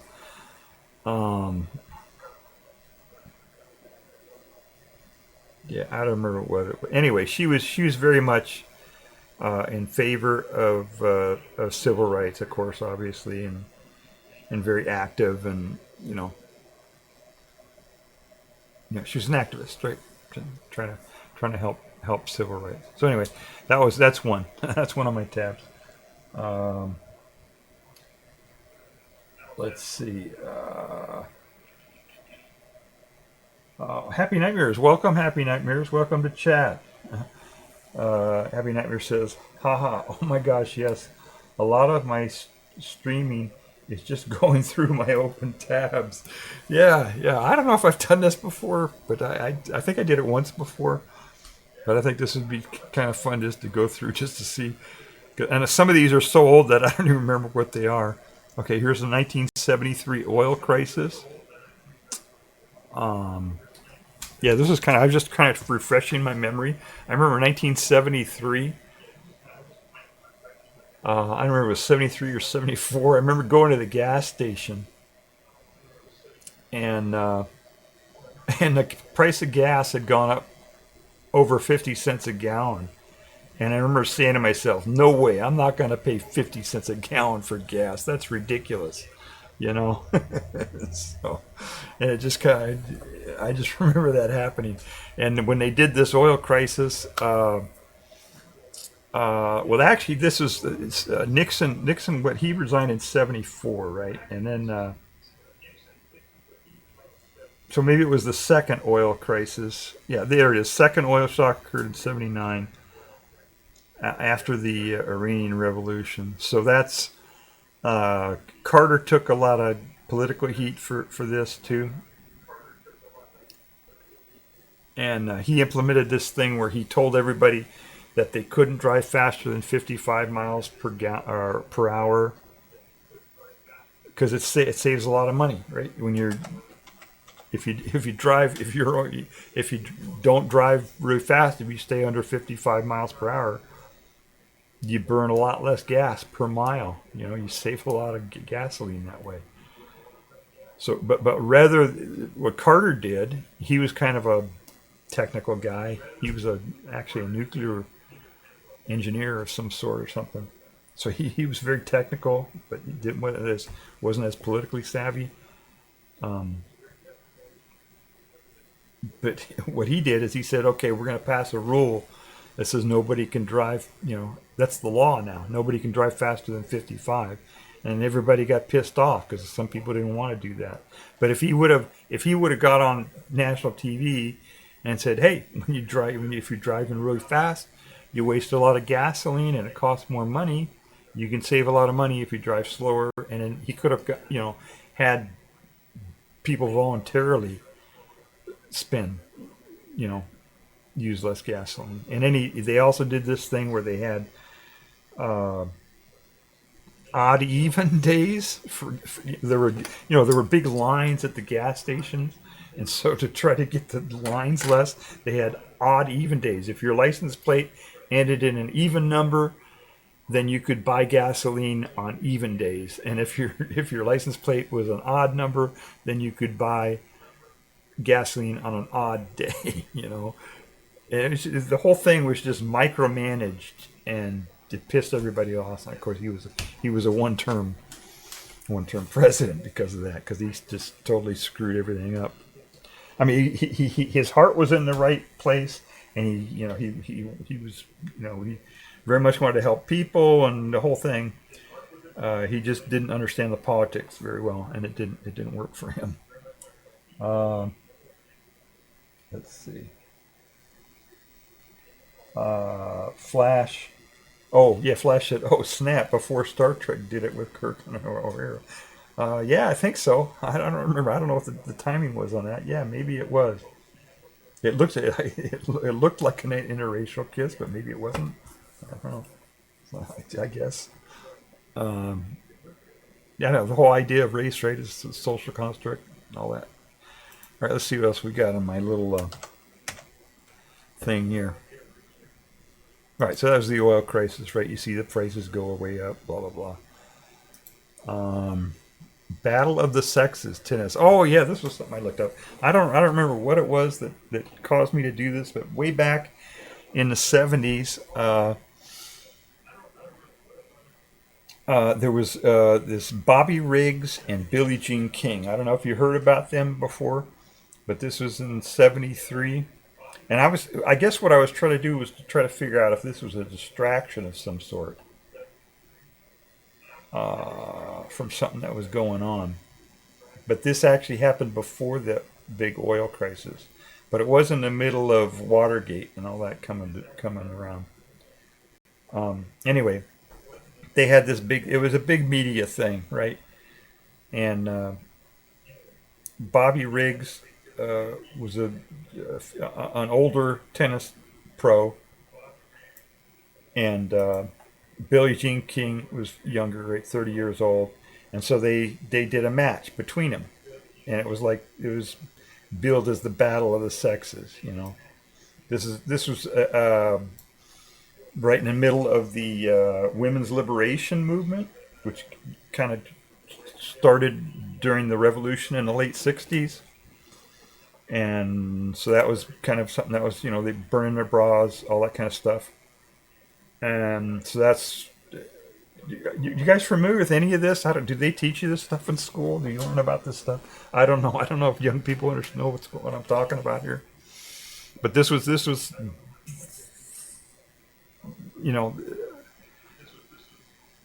was women's liberation. Women were trying to get more and more equality, and stuff like that. Before this time, a lot of states, women couldn't even have credit cards. It was very repressive. And so there was the women's liberation movement.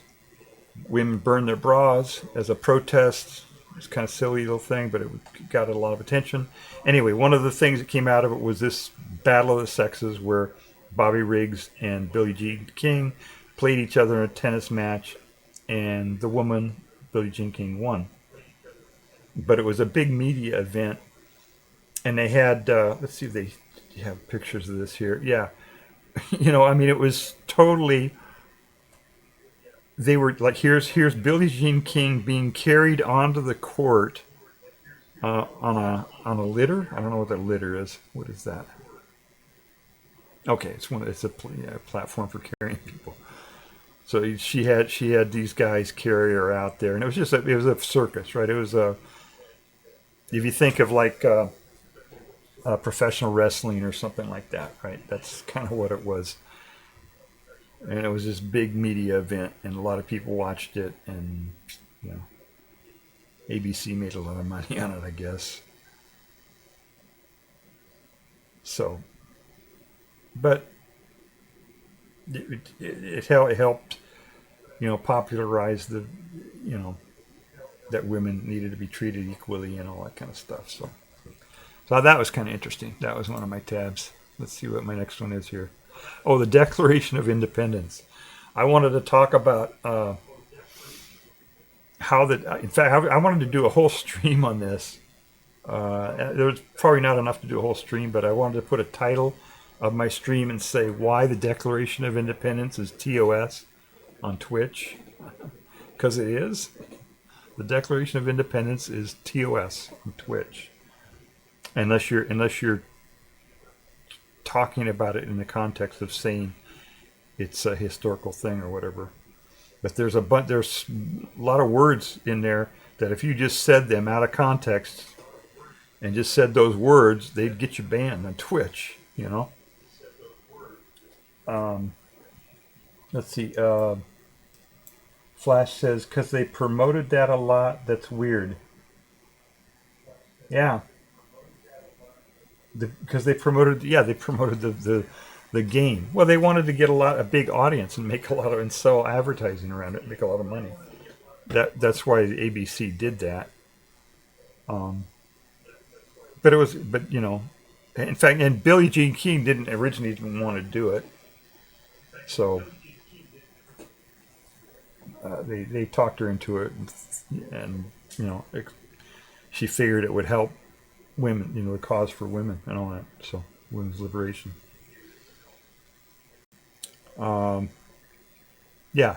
Declaration of Independence is TOS on Twitch.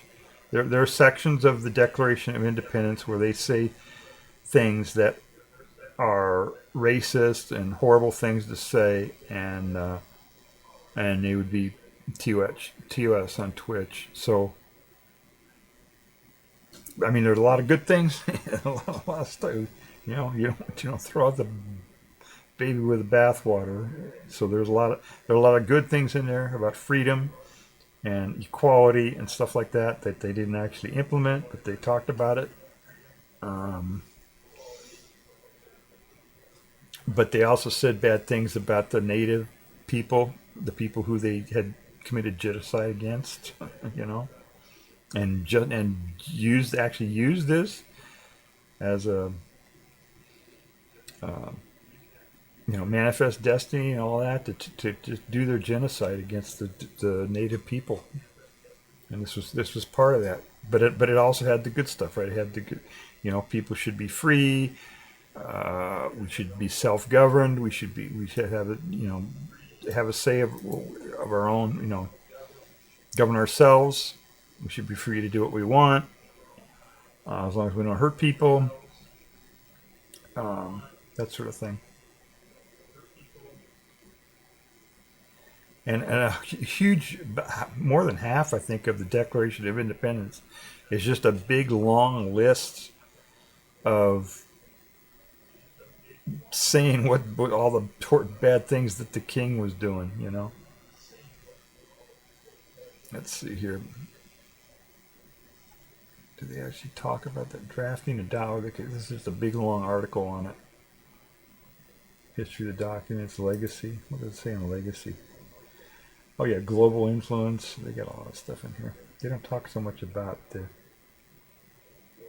women's suffrage in the Declaration. Interesting. Yeah, they had all the stuff about everybody being equal, but they didn't implement it that way. They didn't implement it so women could be equal. They didn't implement so people of color could be equal. It was, or even people who were poor. Who didn't have land.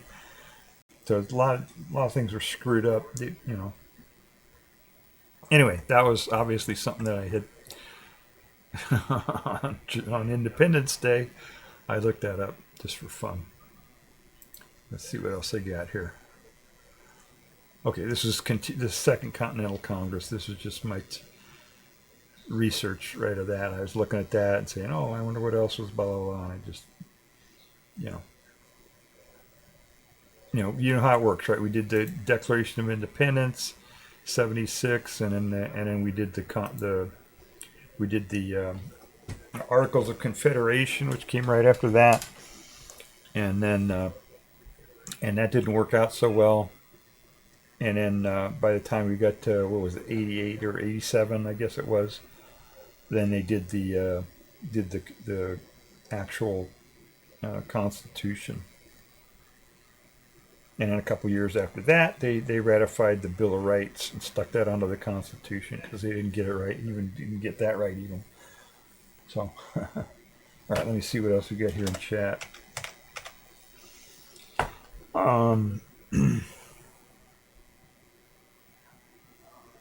Flash says they didn't mean everyone. Yeah, they didn't. They just didn't. I don't know. It's so hard for us to understand what. When you go back a few hundred years, it's so hard for us to even understand the different mindset of what people were thinking back then. I mean, like what in my lifetime, I'm old enough now that I can think back when I was young, when I was a teenager or whatever, and how things were, and just what was normal, back then. That is just totally, not right, And my own brain didn't see that some of the things that were bad, I mean, I knew, racism was bad and all that kind of stuff, but so much of it that I just didn't see. And I continue to see more, like all the stuff that goes on in movies that most people don't see today, how racist it is and stuff. Anyway, it's hard for us to understand what they were thinking. When people like try to say, "Oh, Jefferson, we shouldn't listen to anything he has to say because he had slaves," or it's like, well, that's slavery. That's everybody. Anybody who could afford to have a slave almost had a slave. One way that I use for people to understand how that works is imagine people 50 or 100 years from now looking back at us and the way we treat animals, because I'm pretty sure by then we're going to be at a point where we don't do the horrible things that we do to animals, and it's so normalized right now. A majority of the people are not vegan. They eat animals. They kill them and eat them. That's pretty mean. That's a pretty mean thing to do to animals. And think about how normalized that is in our society. And what's your mind? When you go to a restaurant or whatever, you look up, you see a menu. Oh, I'm gonna have some chicken. And you're not even thinking, oh, they took this conscious being with a life, and kept it captive its whole life, and then killed it and chopped it up, and you're not. It's so normalized that you're not even thinking about that. But 100 years from now, hopefully, if we progress, people are going to look back at that and say, how could they even be thinking about that? How could people be thinking that way? And so if you think about it that way, think about your own, how your own brain normalizes those things, Then you can look back and say, okay, here's Jefferson. He was brought up this way. He was brought up in this environment where there's slavery. Okay, now I understand. You know what I'm saying? It's slavery. Slavery is horrible. He didn't see it that way because he was brought up in that situation. So it's just hard for us to understand that this guy who came up with these ideals that we value about freedom and equality and all this stuff, how he could own slaves, But we do that by analogy, okay? That's what goes on today with animals. most people say we should be kind to animals, we shouldn't treat them terribly, blah, blah, blah. But when you go into a restaurant, that's exactly what you're doing, right? There's a bunch of dead animals on the menu. They didn't just get there by magic, right? They were mistreated and horribly treated and killed in order for that to happen.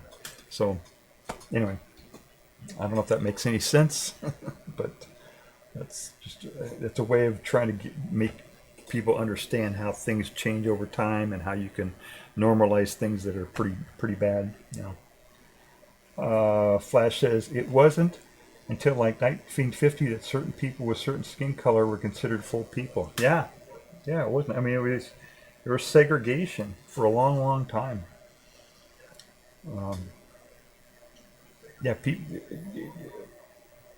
Black people weren't really free. I mean, there was right after the Civil War, there was maybe a decade or so where they were,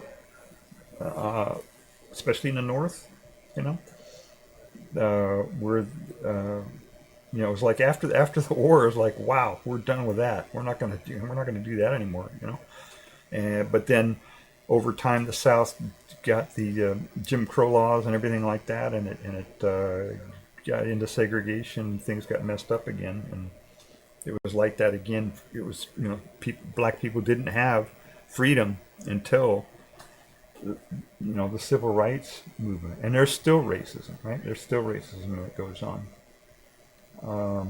Flash says, just like with the conquistadors, if you don't count them as people, your atrocities don't count. Yeah, we try to understand how could they come and do this genocide to the native people here and all that kind of stuff. But it's just that's the normal way things were done, back then. In most societies, Flash says slavery wasn't always terrible before the American slave trade, and the way it happened here, slaves before the transatlantic slave trade were more like indentured servants. Yeah, it's different in different societies and stuff like that.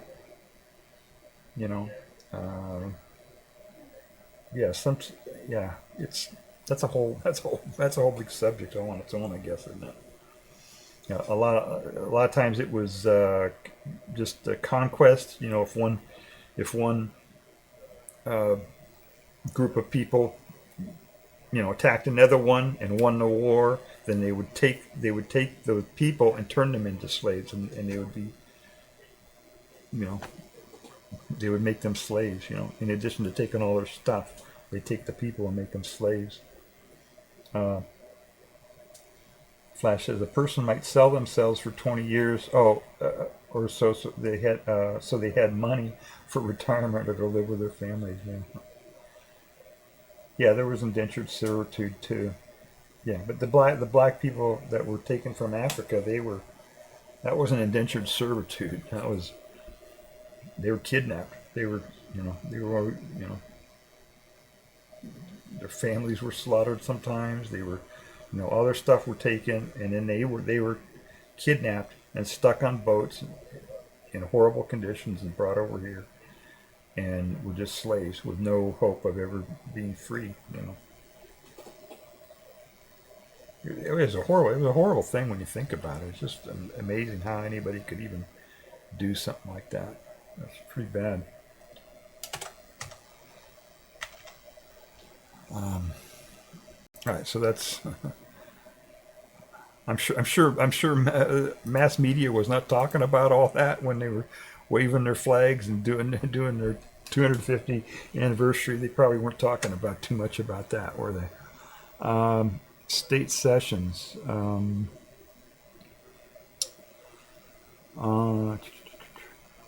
Oh yeah, this was kind of an interesting thing. I didn't know this much about this, and I still don't know that much about it. But I was just when the states became part of the union,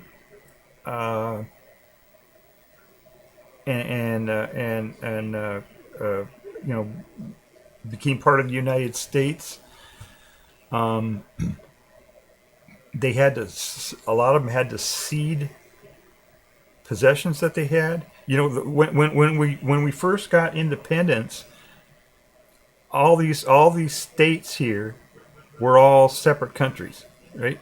When we did the Declaration of Independence, it wasn't, oh, we're getting independence and we're all going to be one big country now. It was, oh, we all of our colonies are going to be separate states. State meaning separate countries. A country, the word state and country are used interchangeably, right? A lot of times, right? Statecraft, right? All that.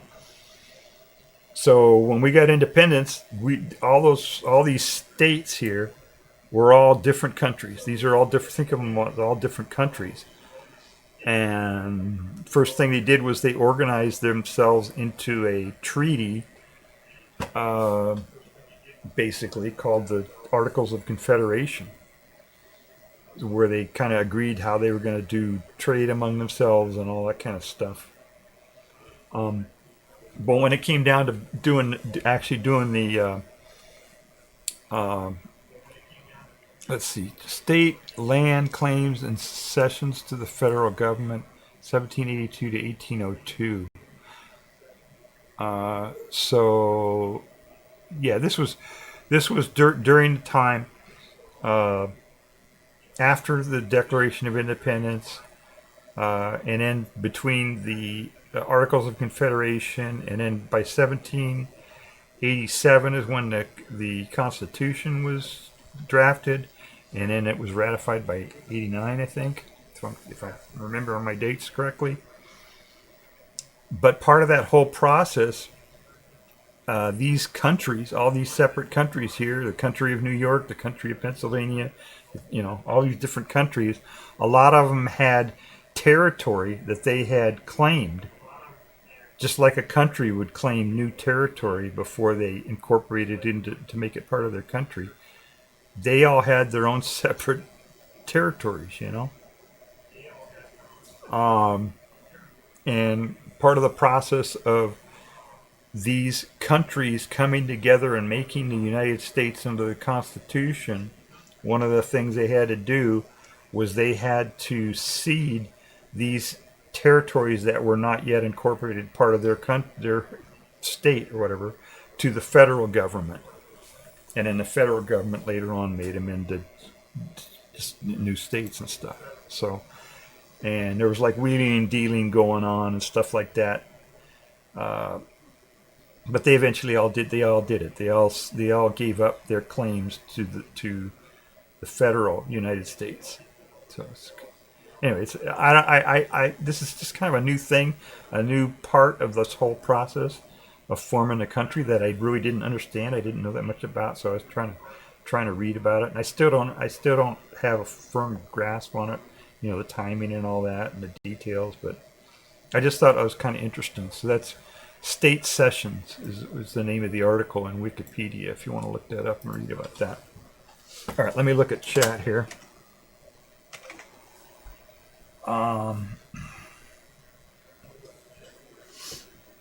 Flash says, yes, slavery in Africa between city-states or tribes was payment for a lost war. Yeah. I mean, it was slavery was, right, it's kind of always been around back into antiquity, right? Even, thousands of years ago in Egypt. Somebody said that the pyramids were not built by slaves. I always thought that they were. But I heard some fairly authoritative sources say that the pyramids were not built by slaves. Egypt had slavery, they had slaves, but apparently the slaves weren't used to build the pyramid. So I don't know. That's another thing that maybe I should research. The people who said that slaves did not build the pyramids, it was an authoritative source that said that. So it's kind of interesting. Flash says, yes, slavery in Africa between... Okay, I already read that. Flash says, the side that won got some men to help for a year or two, but it wasn't as dehumanizing as what we did here in America. Yeah. It was the Americas. It was all over, right? It was...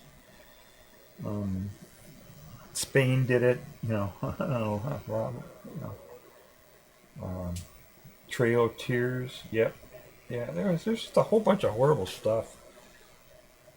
You know, I support a revolution right now. I don't know if you've heard some of my ranting, but yeah, I support a revolution. I mean, a full-on revolution. I mean, I think we should do a new constitution, new flag, new country, just start over, reset, and that way we don't have all this legacy. You know, we don't have this. You can say, oh, this country that was here before us did these horrible things, but now we're a new country, and we, you know. The stuff that we're doing now won't seem bad for another 100 years yet. You know, I don't know. I've already talked about what we do to animals being horrible. So I don't know. Not Flash says, I read a lot of things when I was learning to be a teacher about how they marched them to death for not assimilating. Yeah, Jackson did that. He made him. The Trail of Tears was under Jackson, and he was a very popular president too. He was a horrible person, but he was popular because he was a populist. But he did horrible things, you know. Now, Flash, the pyramids were built when gravity was lower. They had magic back then. Yeah, I don't know. All right, so that's state sessions. I thought that was kind of interesting. So I tried to learn a little bit about that. Let's see what else we got. Compromise of 1850. Yeah, I don't remember the details of that. Anyway, you can see I was going through all these different things, trying to figure out what was going on. You know, during the. This was. Compromise of 1850 was to try to keep from having a civil war happen, but it didn't work. Let's see what else we got. Ice sheet. Oh, this is kind of interesting. I was actually going to do a whole stream on this too. The difference between an ice sheet and an ice shelf. Do you know the difference between an ice sheet and an ice shelf? I didn't know either. I didn't know the difference between those. Let's see if I got that. Here it is. So this is the difference between an ice sheet and an ice shelf. That didn't work, did it? Hang on just a second here. So you got in northern or southern latitudes, you got like in Antarctica, right? You've got the continent. Which is land, and then you got ice on top of the continent. That's the ice sheet. And then as that glacier flows out into the ocean, it floats on top of the ocean, but it's still kind of stuck there, you know. And this part that sticks out on the ocean is called the ice shelf. And what happens is when there's global warming, the oceans heat up, everything heats up, right? And these ice shelves begin to break up. And when they break up, then the support that they were providing to prevent this glacier from sliding into the ocean goes away. So they get cracks, they break up, they go away. And then this glacier is free to fall into the ocean, and it ends up accelerating this process of the glaciers sliding into the oceans and melting away. These icebergs that get whacked off of here, you know, you've seen pictures of that, I'm sure, where the ice falls into the ocean. You know, chunks at a time. They call that calving. Little icebergs that come off of the glacier. Big icebergs, actually. But anyway, I was learning all about that, trying to understand the difference between an ice sheet and an ice shelf. And there's this. There's one of them out here. Well, this is one glacier that happened to.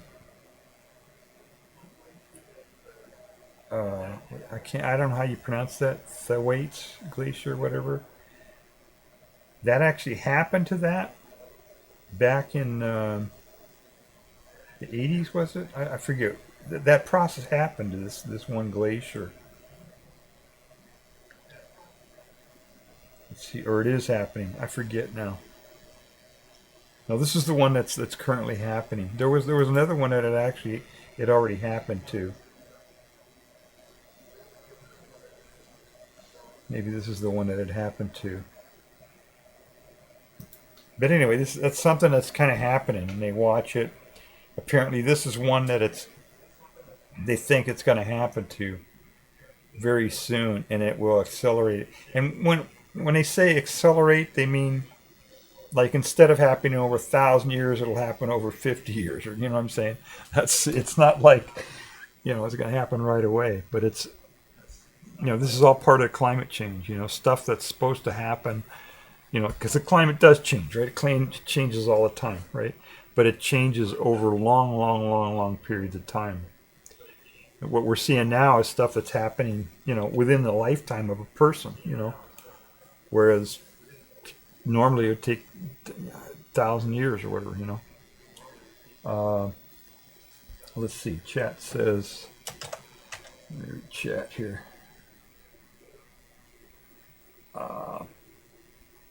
Flash says, "Oh, there's a funny smell. I think there's an animal nearby. It got a little quiet here, and now it smells. I need to make some noise, so I'm not surprised." Okay, we'll get that taken care of. Flash says, "Thankfully, when all the ice melts, the Atlanteans, who have been in stasis for millennia, will awaken and use their advanced tech to fix the environment." I saw this on TV. Yeah, Atlantis is not a thing. there's no Atlantis. I just saw something on that recently. Atlantis is not a real thing. They've tracked it down, and it was a story that somebody wrote. I forget, it was it Plato or I can't remember.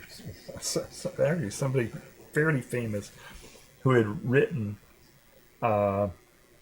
this story about Atlantis, and it was complete fiction. It's not a real thing. But it's just over time, people thought, oh, maybe it's based on a real thing. But it's not. They figured it out. They figured out it's complete fiction. There's no Atlantis. Let's see. Flash said, "Will also destroy any attacking aliens." So, Disillusioned, welcome to chat. I hope they also bring back VCRs. Yeah, VCRs were kind of cool. I remember. I'm old enough to remember before there were VCRs. I remember. I was one of the just out of for weird circumstance. I lived in Southern California near Hollywood, and where all the TV stuff was made and all this kind of stuff. And I got to be got my hands on some of the early reel-to-reel videotape recorders and stuff like that, and was able to work with that a little bit when I was younger, so that was kind of cool. But that was before they had VCRs, before they had the cartridges, before they had the Betamax VHS wars and VHS 1. Flash says, if any fleets of advanced aliens are attacking Earth. Yeah, I don't think there are any aliens. I think you're being sarcastic there, Flash, I hope. Disillusioned, the Atlanteans. Yeah. There's no Atlantis. Flash says, the climate changes over long periods of time. I shouldn't be able to observe it. Yeah. And we're over that 40K part per million, or whatever the exact number is. I think it's 400. Anyway, exact number is that has never been seen in the ice record. We are way off the rails. Yeah, it's really messed up. It's so complicated that they're talking about these Gulf streams. I might actually have one of my pages. Yeah, one of my pages talks about that. The Gulf streams. Some of the things that can change. They have these. They call them tipping points, where like these glaciers. The shelf will break up, and then the glacier will just slide into the ocean much more quickly. And that will raise sea levels much more quickly and change temperatures and all that kind of stuff. And then you have these currents in the ocean that can get disrupted, and when they get disrupted, then certain areas can get much, much, much colder or much, much warmer. So and how are all those going to interact? They got all these models to try to figure it out, but it's so hard. What we know is that things are just going to change more quickly than they should, and it's going to be harder to adapt to it. Disillusion says, well, there goes my hope for Atlantean VCRs. I think you can still get VCRs on Craigslist or something, can't you? I don't know. Maybe, I don't know. Flash says, I still have 2 functional VCRs. One plays DVDs too. Yeah. Oh, I got one of those too. Yeah, you can transfer your I've got one that will record DVDs from a so if I have a VHS tape, I can put in a VHS tape and put in a blank DVD, and it will copy the VHS onto the DVD, which is kind of a waste right now, right? You just put it into the computer now, right, and store it on the cloud or whatever. Flash says, the Gulf Stream has started to shift. I went to college in the late 90s and wanted to study environmental science, but it was in its infancy and went for computer science instead. The environment is the only thing that matters now. Well, there's a lot of stuff that matter, but environment is much, much important, that's for sure. Everything is happening the way they thought, and the uncertainty inherent to anything scientific, that this theoretical undermined the whole thing. They turned it political. Yeah. God, I remember even just like 10 years ago, I remember it was like 2015, I think it was. I remember having a conversation with somebody about climate change. And I was like, well, it's still up in the air, And that was and I'm pretty well informed of most things. But even as late as 2015, I wasn't sure if climate change was real or not, just because of all the propaganda that the oil companies, industry and all that put out there to mess people up. But, they knew what was going on back, in the late 80s or mid to late 80s. They knew what it was doing. So, yeah, it's crazy.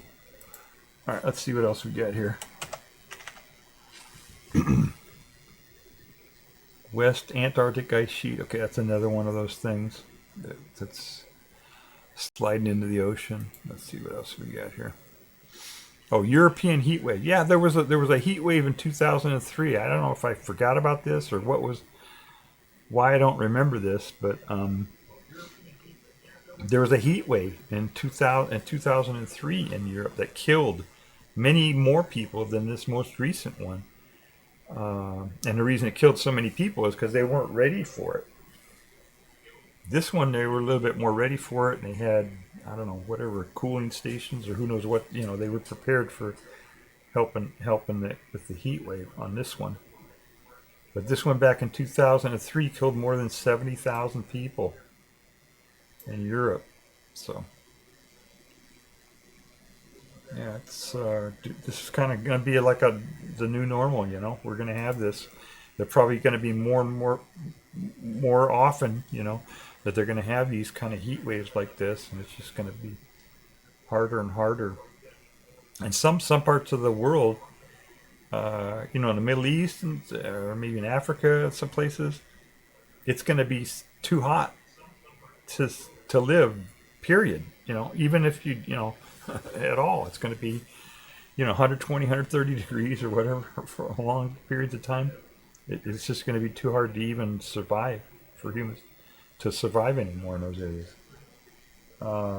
Flash says, yeah, the delay, it takes like 40 to 50 years for the emissions to even take effect. We are currently feeling the effects of gases emitted in the 70s. Imagine how things are going to go when all the 80s and 90s hit the atmosphere. Yeah, it's in the atmosphere. It takes time for the heat to build up, right? So greenhouse, right? We need to invent something quick. Yeah, I don't know. Yeah, like Erum says, we need the the asteroid to hit. Disillusioned says, I'm going to invent the VCR combo. Yeah, they had those two slots for copying one VCR tape to another. All right, let's see what else we got here. I don't know what this was. Oh, Quebec. What was this? Oh, I know what this was. I was at Happy Nightmares. Was it last night or night before? I don't remember. And I didn't realize how close New Hampshire was to Montreal. It's like right there. Let's see here. Here's Quebec, and then there's Quebec City in here somewhere. There it is. But Montreal is way down here, and New Hampshire's right here. I'm right in here somewhere. I just didn't realize it was so close. I've driven up to the border before, but I didn't realize that Montreal was like right on the border. But I've driven up to the Canadian border a couple of times. It's not that far away. Maybe 100 miles or something. So anyway, that's why I brought that up. I was trying to figure out what the difference between Quebec as a province and Quebec the city. Anyway, I just wanted to refresh myself and look at maps and stuff. There's that map again. All right. What is this now? Oh, this is the. We were talking about those ocean currents and stuff like that. Let me get up to the actual definition here. Yeah, this is large-scale ocean circulation driven by global density gradients formed by surface heat and freshwater fluxes, and it's also driven by the Coriolis effect that helps make those flows flow the way they do.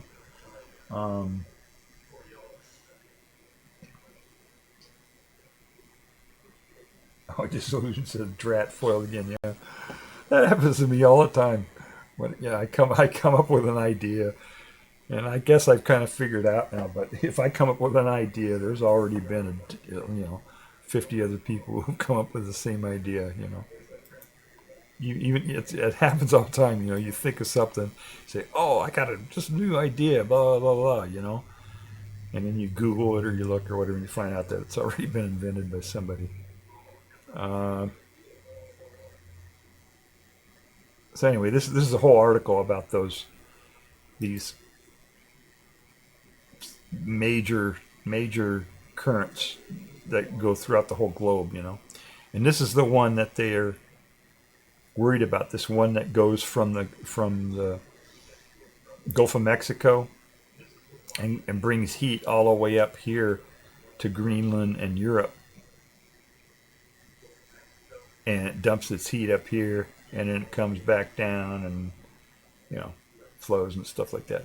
And what they're worried about is I don't know what it is. Maybe the ice melting or something. They're worried about this one getting disrupted, and if this one gets disrupted to the point where it doesn't bring this, continue to bring this hot, warm water up here, it will cause Europe and Greenland and this whole area up here to get much, much colder, which would I mean, I'm sure right around now they would like that, you know, that would be a good thing, but it would happen very quickly, and it you might end up with, a snow season in Greece or something, in the Mediterranean or something. I'm not, I don't know what would happen, but anyway, that's one of those things that I was trying to figure out. Oh, here they got a little video on this. Here, let's look at the video. You see that? Yeah. Oh, look at that.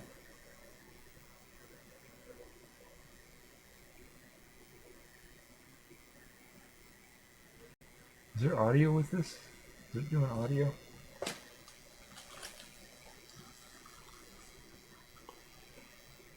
No, there's no audio.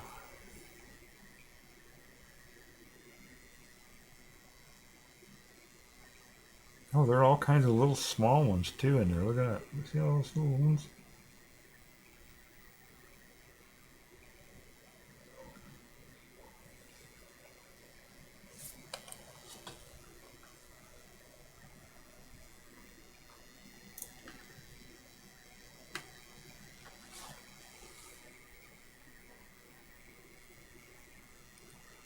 I guess that's it. I don't know. All right, I guess that's it. A little video about those currents, I guess. So this has got all kinds of the structure. Oh, here's another video. I don't know.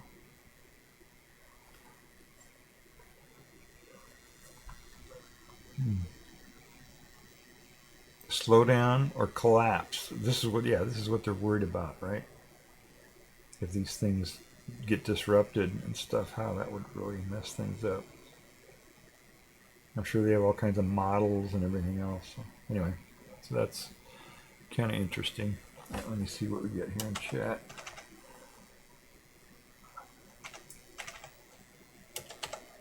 There we go.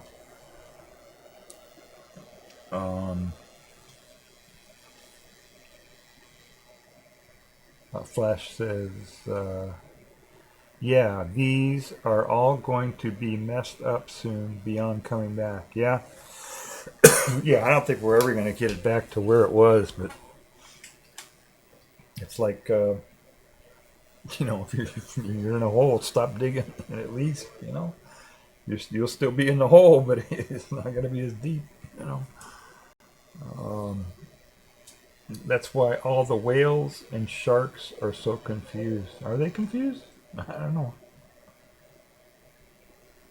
Yeah. The effect will be like nuclear winter. Is that what they say? Is that what it would be like in Europe? Yeah, maybe. But yeah, since it hasn't happened before in human history or ice history, we don't know, so they latched on to that to tell everyone it's made up. Yeah, the oil companies, the climate deniers or whatever they call them, yeah. Well, I mean, it's a lot of it we don't know, but they can do models based on all the information that we do have. They can make up these models, and multiple people make up the models, and they can compare them, and they can say, okay, it's probably going to be within this range or whatever, They can at least do that, So, let's see. Flash says, yes, it's made up by the best scientists out there. Yeah.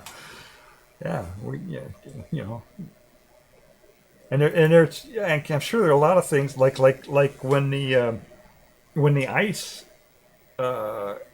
sheets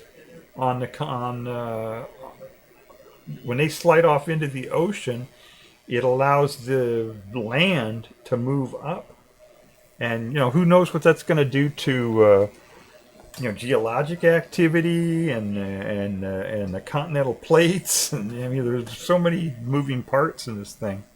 It could cause more volcanoes. What if we have a lot more volcano eruptions? Then what? That puts more soot into the air, and then it just goes on and on. It's just All we know is that things are going to change. Let's see. Can't deny that nature is hurting on all fronts. Yep. All right, let me see what else we get here. That didn't work. There we go. Larsen ice shelf. Okay. Oh, this is the one that broke off. This is the one that I was thinking about that broke off. The collapse. Collapse of the Larsen B has revealed a thriving chemotropic ecosystem below the sea. Oh, interesting. So yeah, this is a big ice shelf that broke up, and so they, this is the kind of stuff that they can feed into their models. This is one that happened some decades ago. Break up. So they got all the different, they even have names for individual icebergs that broke off of this thing. They numbered them and named them, the icebergs, and tracked them where they would go and everything. That's pretty interesting. Anyway, that's called the Larsen ice shelf if you want to read about that. Okay, here's the Gulf Stream. This is the particular one that goes up into Europe from the Gulf of Mexico. So they got just a whole article just on that one thing, Future predictions. There we go. Tipping points, all that stuff. Cyclones, it affects cyclones. So, what else we got here? Oh, volumetric flash. Oh, this is something I wanted. Flask, not flash. I wanted to do an experiment where, one of the things that is going to cause it's not just the water that's on that's up on the land that slides into the ocean that melts and raises the sea level. It's also the warming of the ocean, because when water warms up, it expands. And the ocean is huge, right? Deep, huge, and all that kind of stuff. So just a couple, a degree or two of heating up that ocean will cause, many, many centimeters of increase in the sea level. And it doesn't take much rise in sea level to wipe out lots of land, because it's right? Because the land goes like this, right? You see that?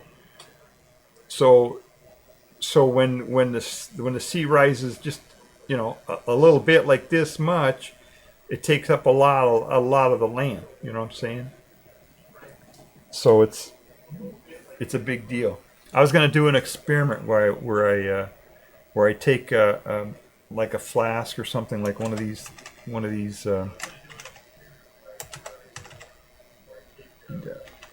Why can't I get that to work? Hang on a second. I'm trying to switch over to here so I can show you this flask. But it's not working. There we go. So I was going to try to do an experiment here where I take some cold water and let it heat up and then measure and see how much it expands and all that. But I think everybody understands that, right?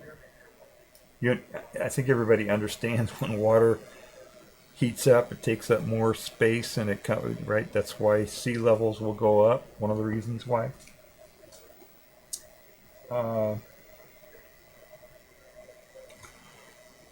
Anyway, I was looking at this. I thought I don't have one of these things, but I do have like a jar that I can get cold and then heat up and then measure to see how much the water goes up. But I mean, that's like how thermometers work, right? This is kind of like almost the shape of the old style thermometers, right? Where you got mercury in the thermometer, and when it heats up, you can read it, it goes up and all that. So that's just physics.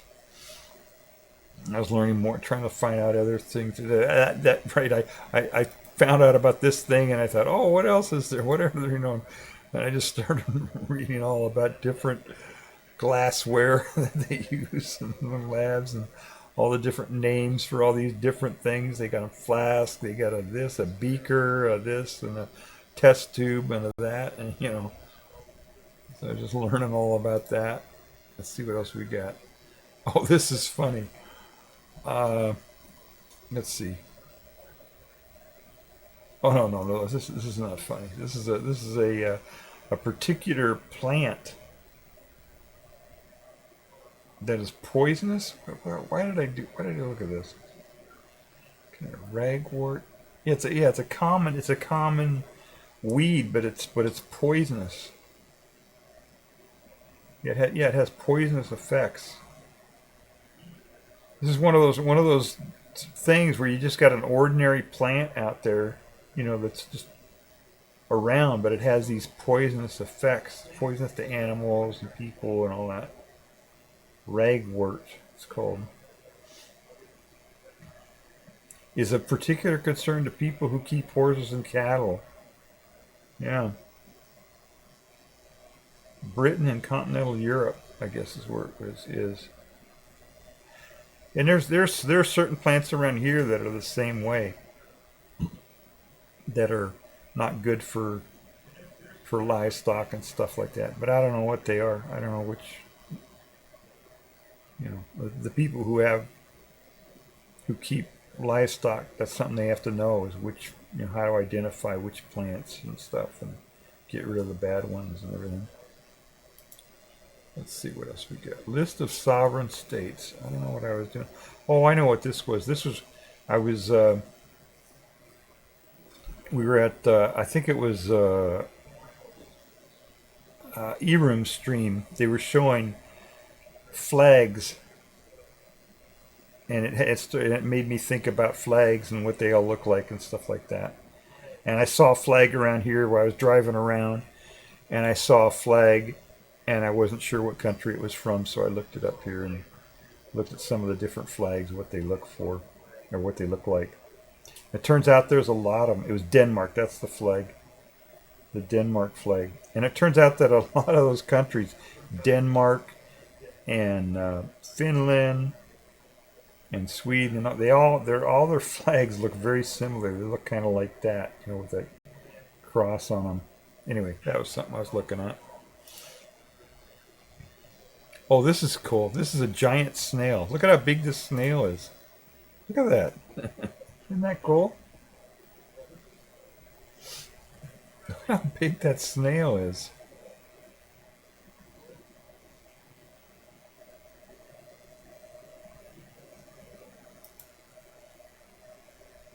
So it's from Africa. Giant Western African snail, or banana rasp snail. And I guess they have different species and stuff, and I was trying to look up the different ones. No, that's not it. Here's another one. This one's a little not as big, but they have these, and apparently they're like invasive species. They've certain areas, in Europe. I don't know if it's in U.S. I guess, yeah. It is a federally prohibited species in the U.S. Illegal to sell or possess the snail. Because I guess once they get loose, they can really wreak havoc. Eat a bunch of plants and do bad stuff.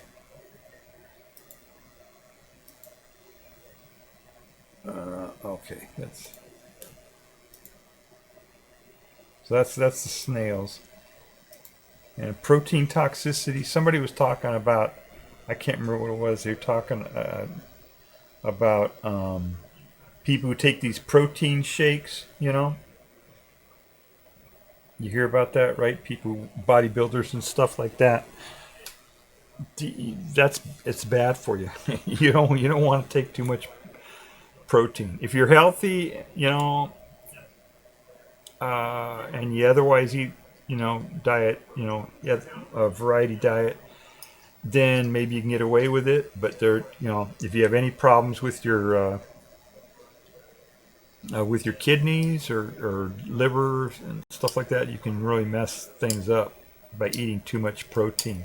And there's a thing called rabbit starvation, which if people just eat protein only, like animal protein, without eating other stuff, they can have this disease, which makes them starve, even though they eat a lot of meat.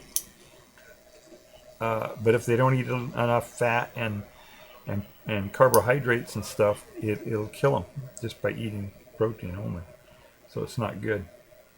There was this guy called what was it, Atkins diet. Remember the Atkins diet? I don't know if you guys are old enough to remember that. There's this guy, Dr. Atkins, who had this diet that was a high protein diet. And the way it worked was it made people get into this rabbit starvation state. And yeah, they lost weight, but a lot of them lost their lives too, you know. It was a total mess. He really fucked up a lot of people with this this diet that he had. And he actually died himself. He died from heart attack because he was telling people to eat a lot of meat, you know. And they would end up clogging up their arteries, and they'd get this rabbit starvation things, and it was just a big mess, you know. People in my own family actually succumbed to that. They ended up dying. People in my own family died, in part because they tried to go on that diet, you know. It was really bad. And the guy, Dr. Atkins himself, died of a heart attack, and when he died, he was over 250 pounds when he died. You know?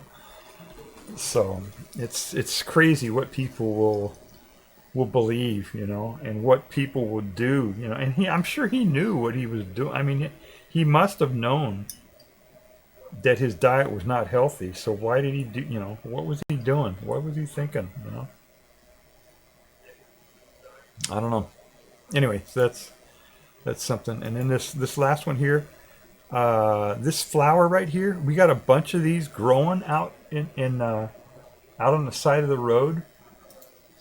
I have a whole bunch of IRL, but I'm getting kind of tired, so maybe I'll show you this one here if I can find it. Let's see here.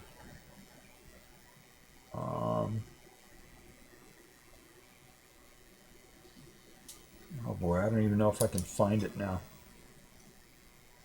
Yeah, I don't think I can find this. Let's see here. No.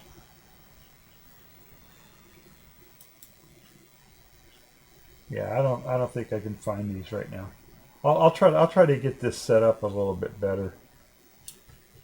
But anyway, this is kind of a cool little plant that I found out. It's on the side of the road, and they actually call it what is it called? A roadside daylily, outhouse lily, track lily, you know, road ditch lily or whatever. Anyway, it's just a cool little plant. It looks pretty, but it's they call it an invasive species. You know, I don't know. It looks pretty wild, you know, who cares, right? It doesn't look like it's like totally displacing all the other plants. There are other plants growing around it. So, you know. Anyway, I just thought that was kind of interesting. And I got pictures of it and stuff like that. So maybe I'll show those on another day. All right, let me... Oh wait, that didn't show up, did it? That didn't show up. Hang on just a second. There it is. There's that lily. You see it? That's kind of a pretty plant, isn't it? So, but apparently it's an invasive species, they say.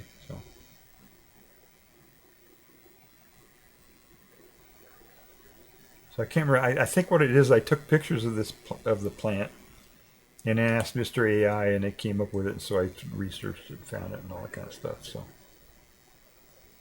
that's That was that.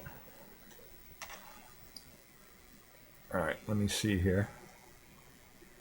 Let me get rid of this.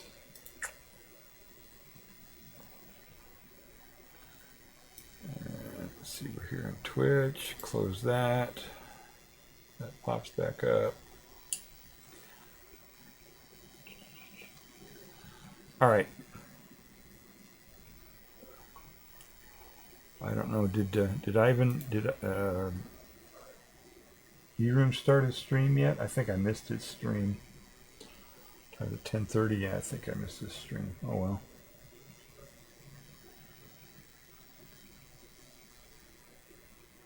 All right. I don't think I'm gonna raid anybody. There's some people out there, but I guess I could raid Nom. Yeah, we could raid Nom. I got 5 people. I don't know how many are gonna make it over there, but I could raid over to him. All right, I didn't do my I didn't create my credits here, so let me bring this up, and we'll do that first before we think about raiding anybody. We can figure out what I did today. That's what I gotta do. I gotta figure what you did on your summer vacation, what I did on my stream.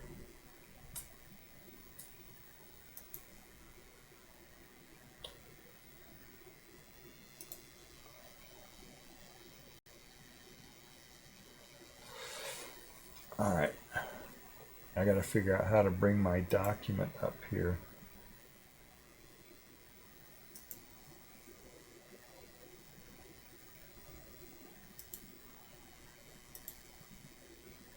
There we go. All right. So this is my when I get towards the end of my stream, I do this. So today's the 12th, and the title of my stream is different, right? It's copy.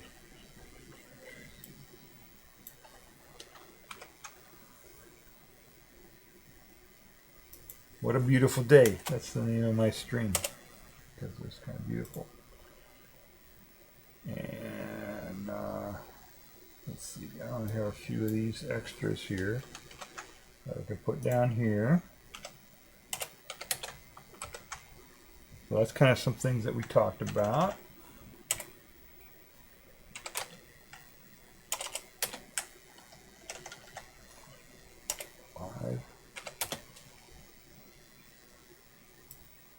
Alright, I don't need to fill this in yet. Alright, we'll just say miscellaneous here. I'll fill that in later. Alright, so I did I use any fair use clips? Yeah, I did use some fair use clips, I think from Anthropic. We played that video, right? And I played clips from that video and talked about them, stuff like that. Maybe I did some other ones that I forgot. Those are my social media links. We didn't do any NASA. My stream is released on Creative Commons 4.0, which means yeah, you can use it for free, but if you whatever you use it in, you have to offer that for free too. It's like a you can go to this website, figure out what 4.0 means. Share alike, they call it. Okay, fair use, criticism. Yeah, the parts that are copyrighted by other people, some of the stuff that I showed, obviously are not Creative Commons. It's just my part of it. That's Creative Commons. We didn't show any We did show some Wikipedia articles. Those got their that's under 4.0, sure, like 4.0. And the videos have their own separate licenses, which I think I showed when I did it. My music at the very beginning is All Along by Hans Adam. Very, very cool music. I like that music. I'm going to play some bird songs at the end, which are in the public domain because birds can't copyright their songs. Let's see what else we got here. I guess that's it. Yeah, Wikipedia images and videos under what I'm saying. All right, that's good. All right, so now those are my credits. So get that figured out. All right, I guess that's it. Let me do my shout outs if I can remember everybody that we did that was here.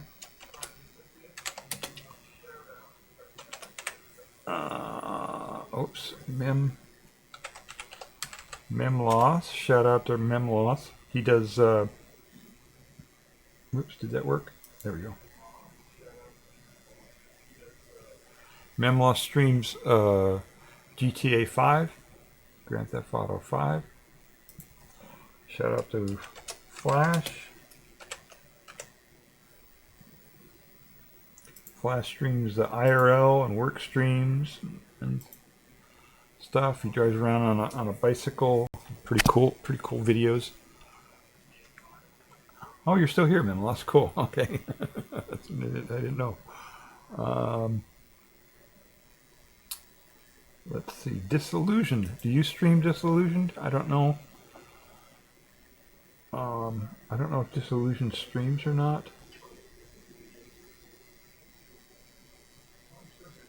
Let me see if I don't know. I don't remember if Disillusioned streams or not. Let's see here. Go to their site, see what we got.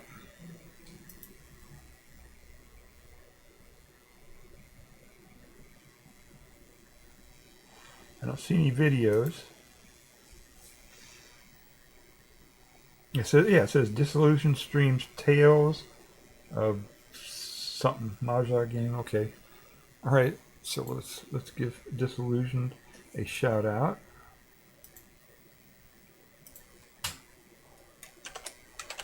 Game streamer.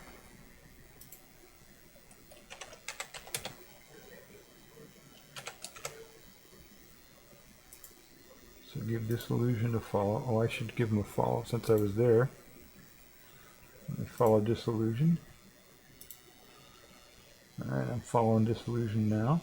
Let's see who else we had here.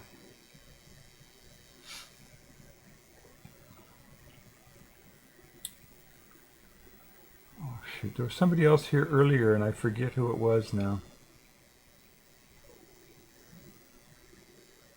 Sorry. I forget the guy's name now. And it scrolled off my thing and I don't have it in my. Let's see here. Users in chat. Maybe they're still in you. Flash, Memloss. Oh, Happy Nightmares was here. No, there's somebody else. There was somebody else here was here also. But let's give a shout out to Happy Nightmares. She streams. She's streams a lot about. Happy Nightmares is not in the queue here for some reason.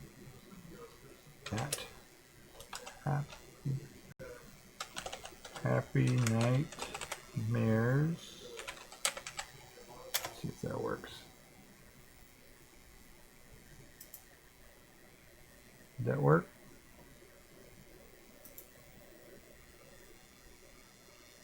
Yeah, that worked.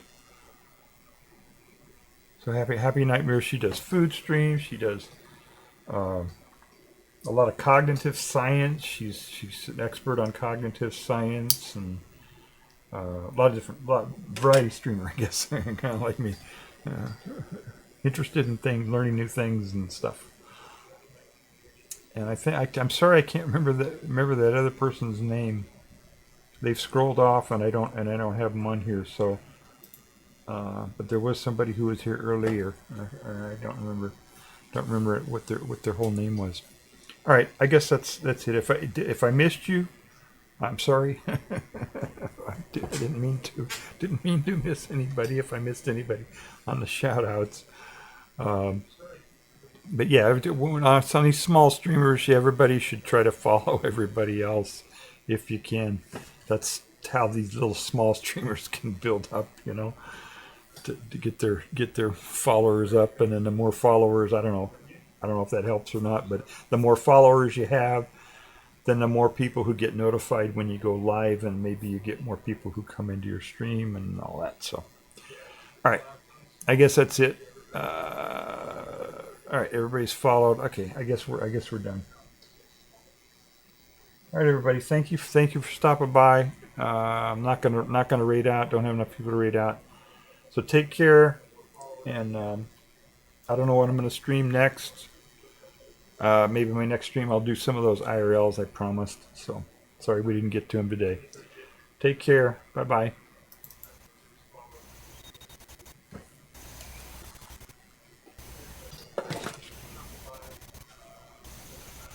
3 hours. I went, oh my goodness.